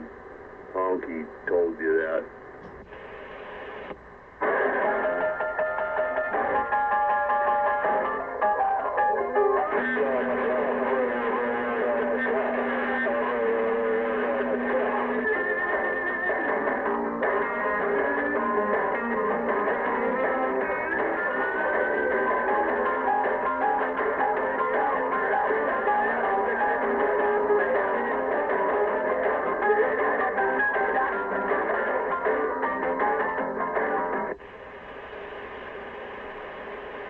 We heard it the first 3 minutes. What's the matter, you dog? Name was emergency and had to see my gun. Said a telephone number was 911. Got the Jimmy on the TV, killer on the stereo. Said if you wanna get it, you got to let it go. You got the boogie, spread all over the place. Got a jack in the ceiling, got a ticket in your face. Baby, like a rocket, like a boogie, choo-choo train. Baby, like a rocket. Baby, like a rocket. Baby, like a rocket, like a boogie, choo-choo train. I think it's always good when these fools come back with some more transmits so you can figure out where they are. Works good for me. Might work good for others, who knows? I'm back out.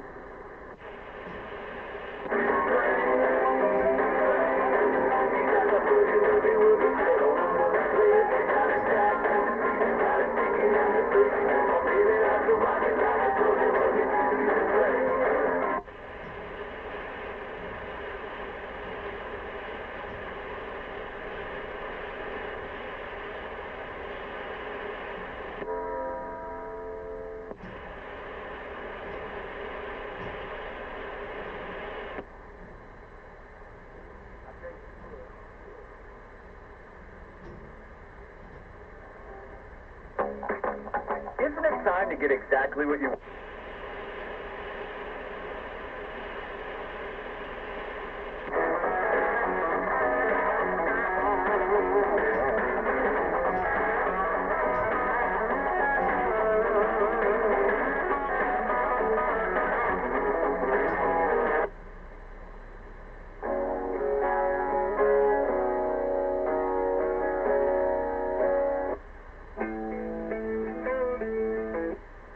Thanks to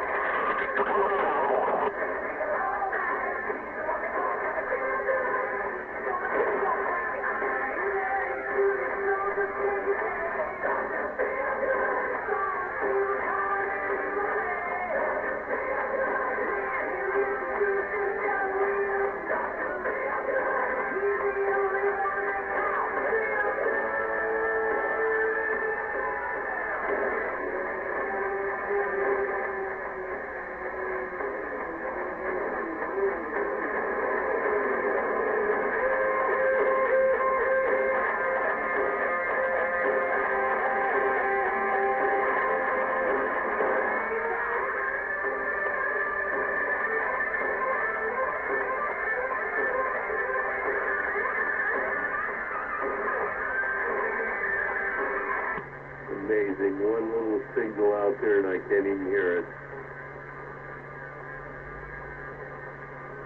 Crazy stuff. We'll try this again. I think it's the Mad Dog. I think got enough to get over this noise level.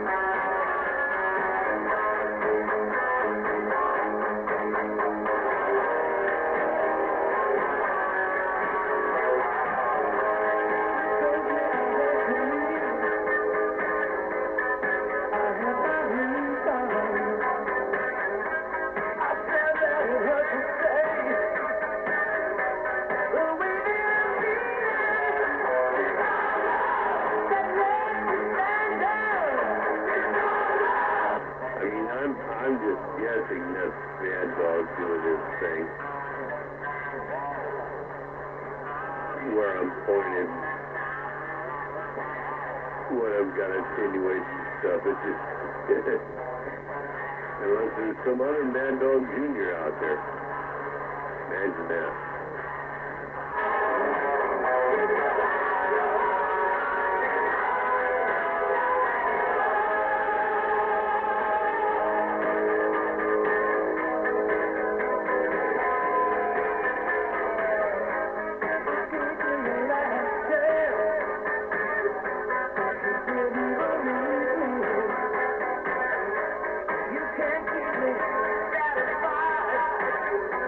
The way that you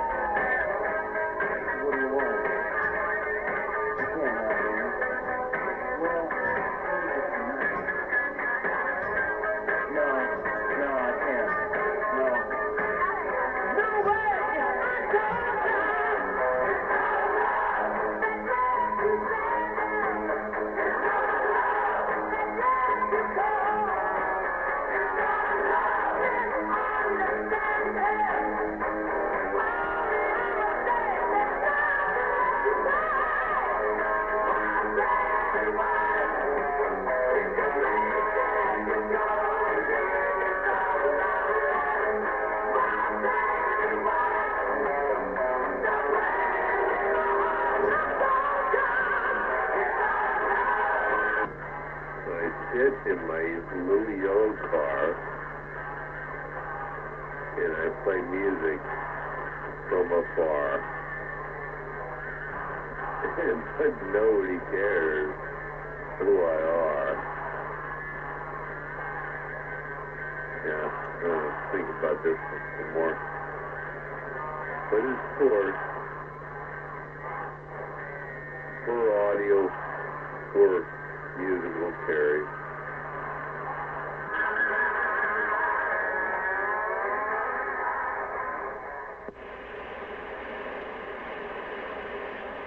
I'm getting sick.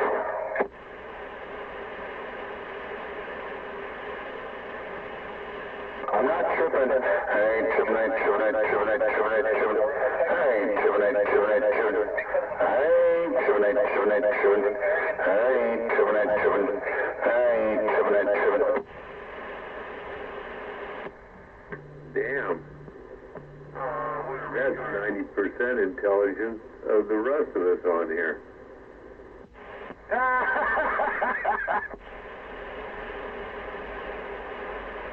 That's not a joke. Well, I know he liked it. I know who that was, but it worked for me. Just a lot less evil. Is that hover out there? Hovering. Yeah, hover. Man, I got things cranked down so much because of my noise level, I just barely caught you out there. Yes, hover.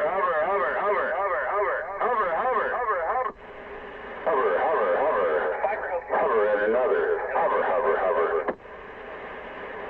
And now I've stirred up this mess, so I'm going to back on out and wait till I can stir up some more. Oh, God damn it. Let's stir it up. Let's get it percolating. Yes, I guess it's time to be evil. I'm only half evil. Yeah, it's time to be all evil. Yeah, sacrilege. Fucking sacrilege. Desecration. Oh, fucking yeah, demonics. Demonics, oh, watch out, they're coming out. They're flying around the room. Fucking demonics.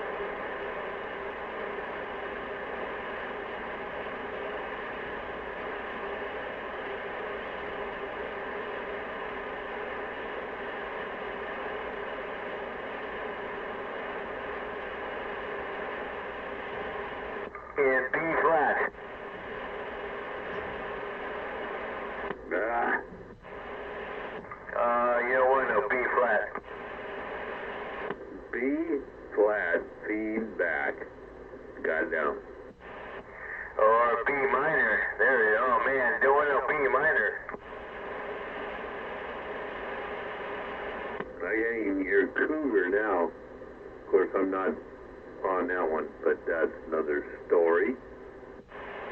Yeah, I gotta listen harder.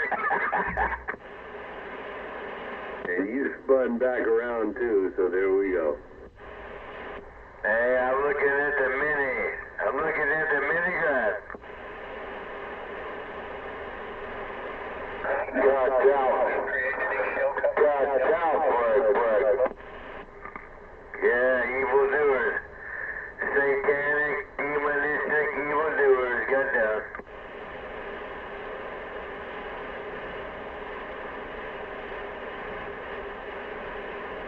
Filth. Filth. Filth. Yeah. A bunch of filth. Bunch of filth. Filth. Filth. Filth. Filth. Filth. Filth. Filth.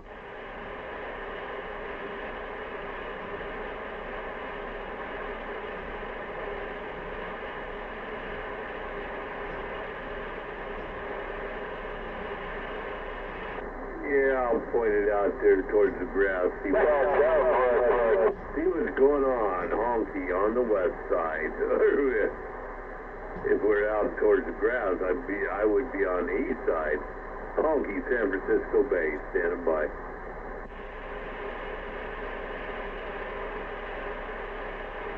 Yeah, now it's time to get with it. Hell, we can try and get with it anytime, you know that.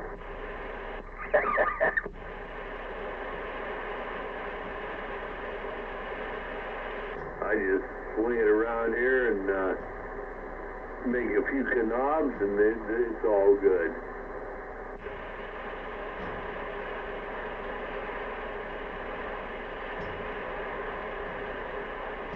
Yeah, you gotta make sure I don't tell the truth too quickly.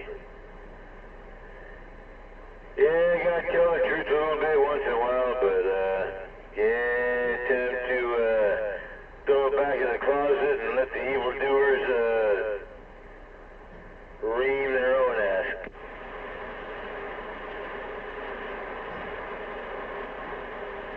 And I just swapped back to this other side, so I can't even hear any evildoers. It's just you and me.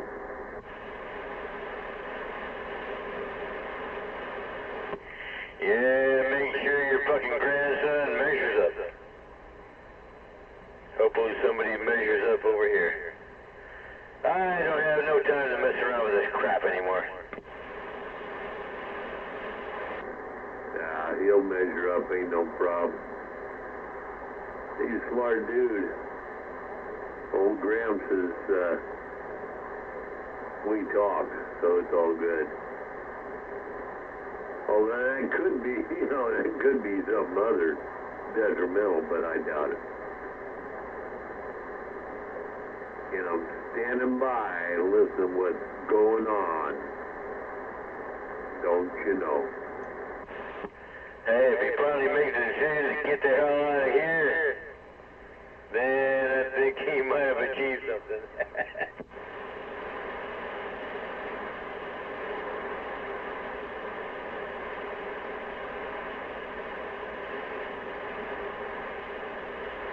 Yeah, just don't sit over there and fucking stew for the rest of your life.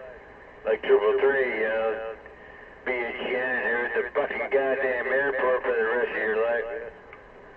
Fuck that, yeah, I don't want that happening.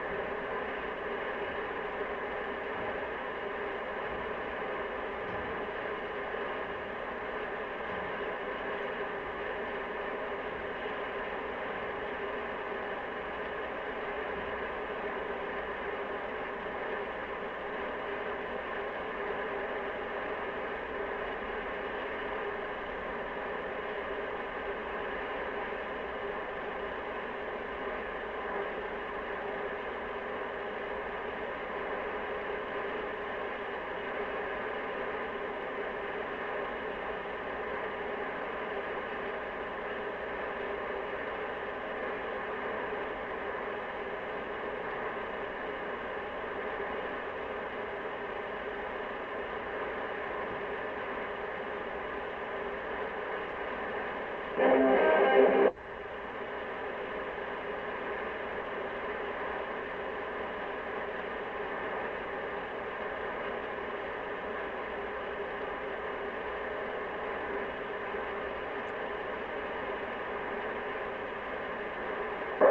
down, breaker. Contact down.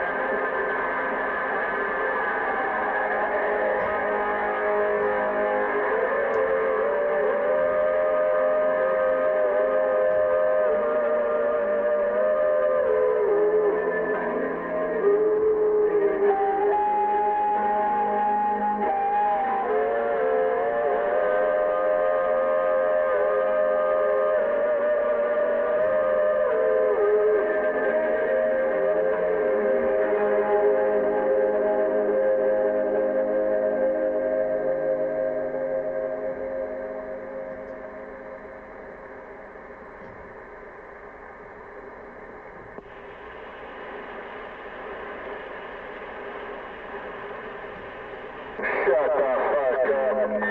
Shut the fuck up.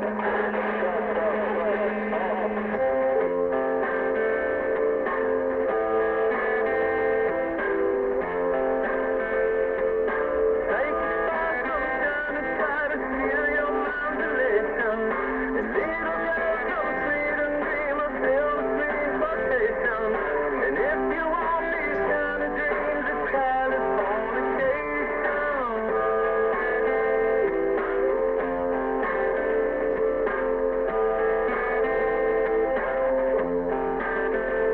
It's the edge of the world and all of Western civilization. The sun may rise in the east, at least it's settled in a final location. It's understood that Hollywood sells Californication.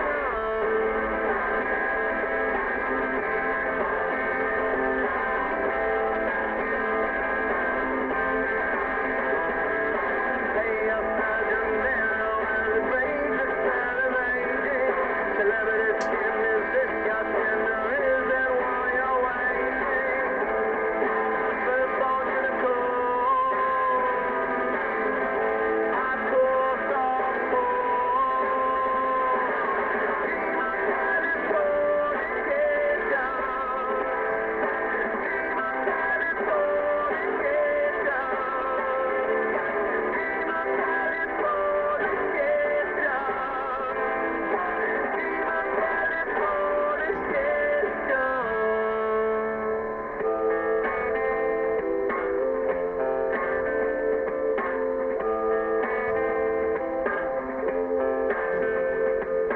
Everything gotta be my favorite to the world, be my very own constellation. A teenage bride with a baby inside, getting high on information. And buy me a star in the boulevard in Californication.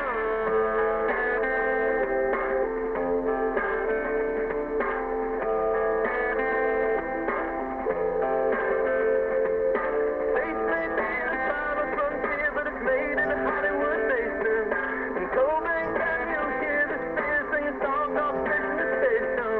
And now they're all not far away, it's Californication.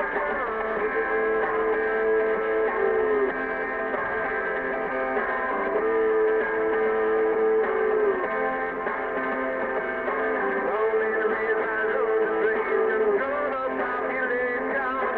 Everybody's busy and I don't need no vacation. Firstborn unicorn, hardcore softcore. Dream of Californication. Dream of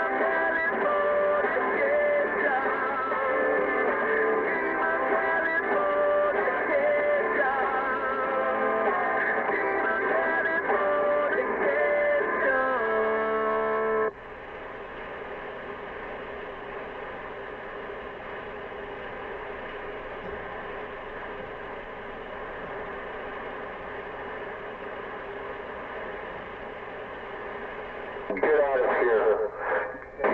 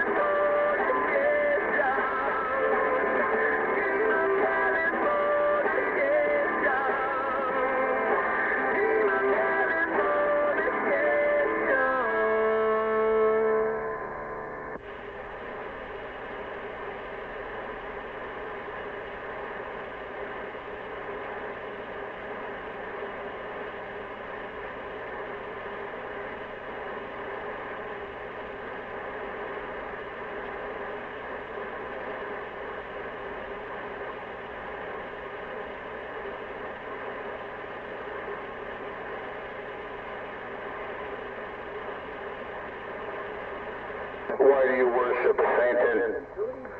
Shame on you, evildoer. Shame on you.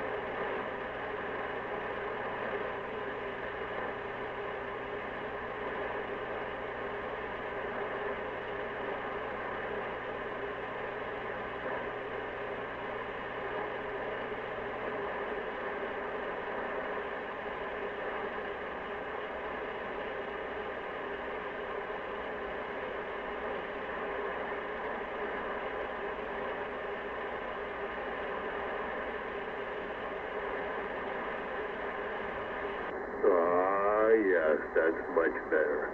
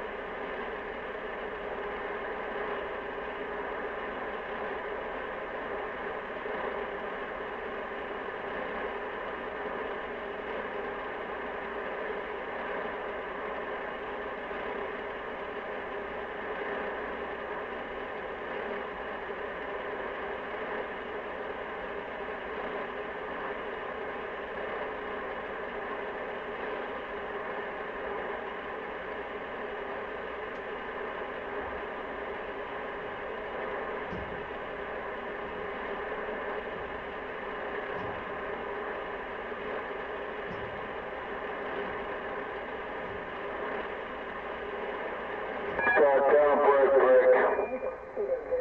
I got down.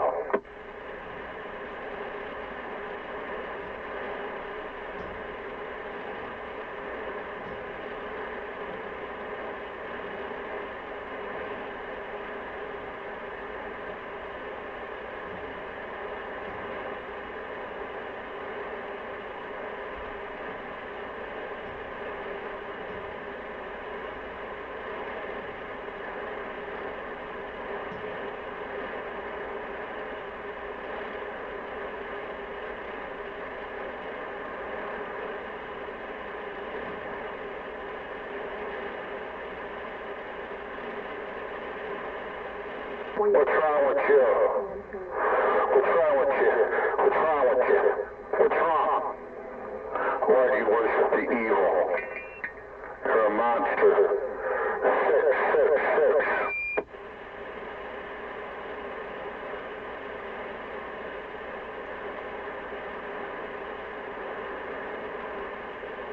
You go to bed, evildoer.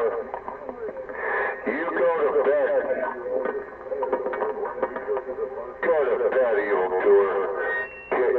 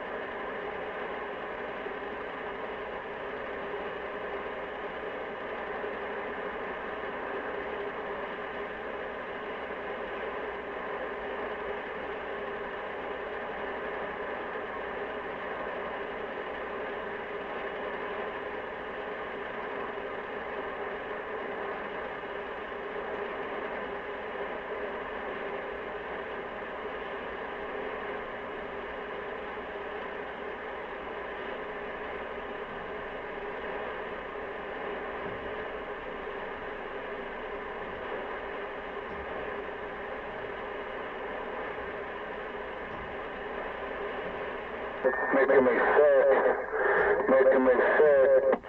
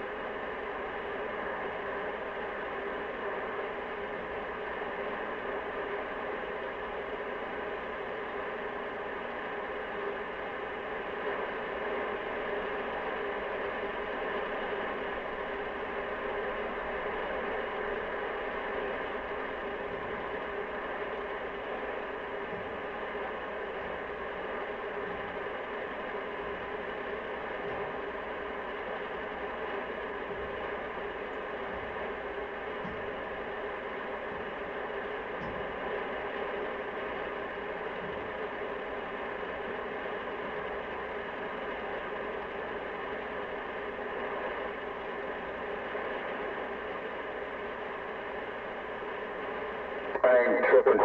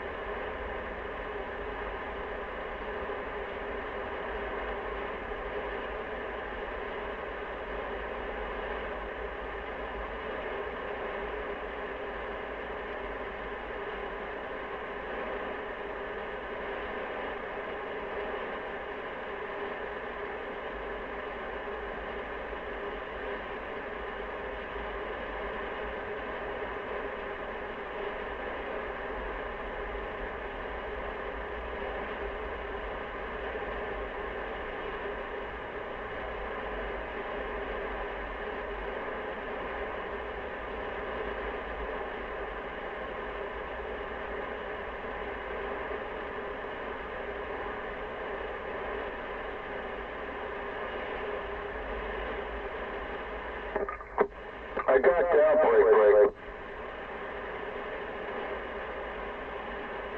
I got down. Got down. Not a joke. Oh, Lord have mercy. I got down, brother.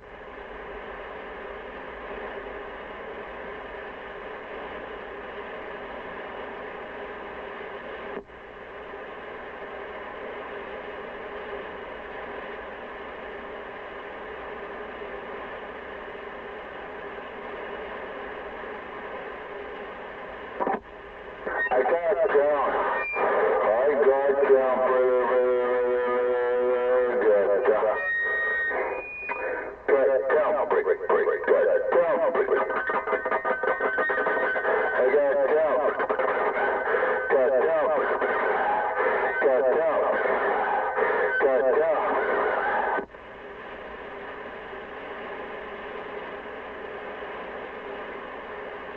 Got down.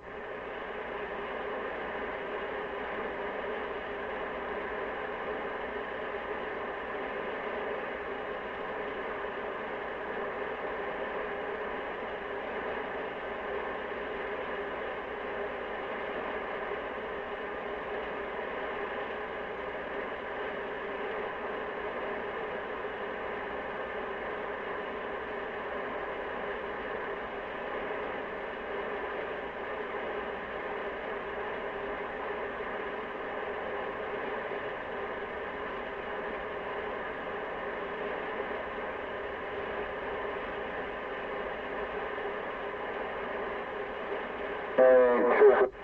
I ain't tripping. I ain't tripping. I ain't tripping. I ain't tripping. I ain't tripping. I ain't tripping. I ain't tripping.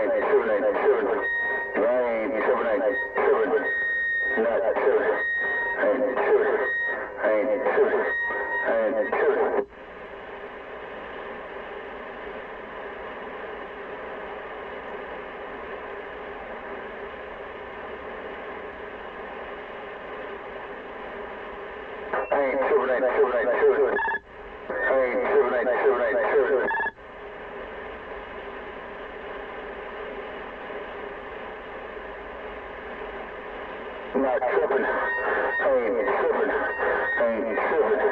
I ain't tripping. I ain't tripping. I ain't tripping. I ain't tripping. I ain't tripping.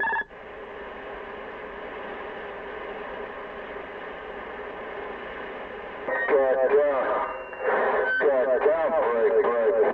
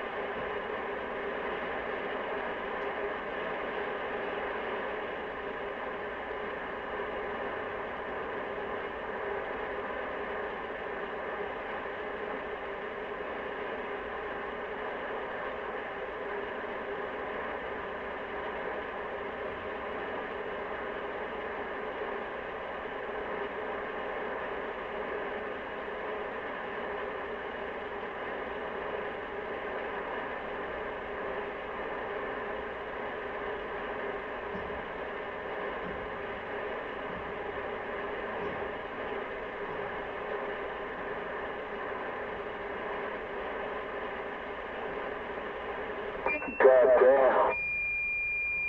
Goddamn.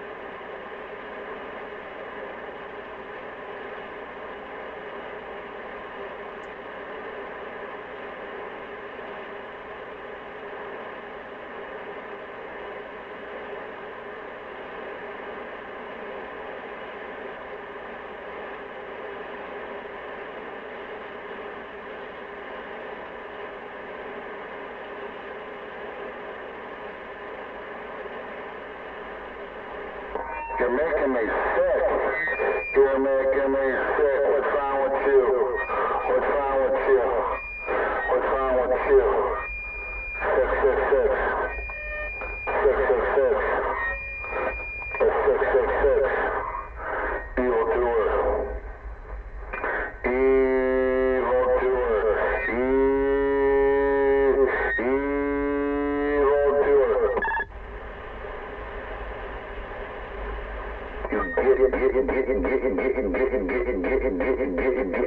Get out of here.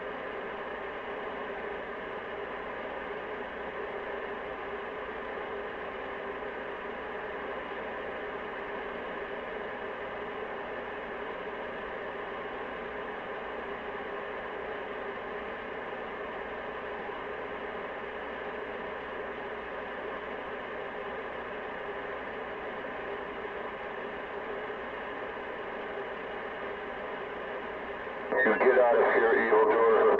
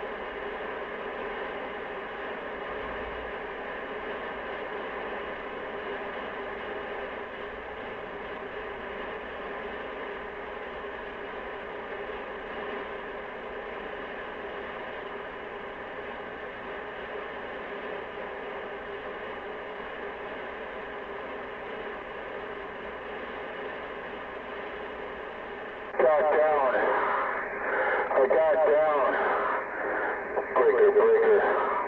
I got down.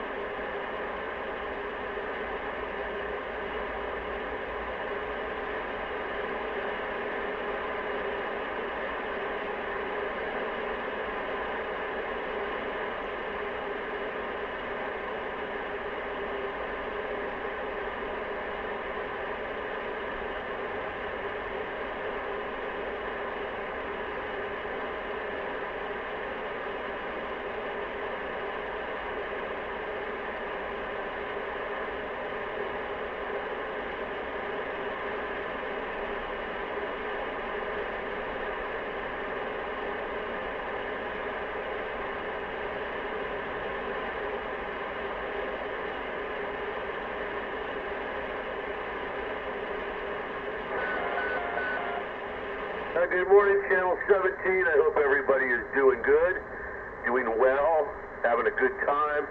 I'm getting over COVID finally, so I'm beating it. I'm beating the shit out of this gook virus.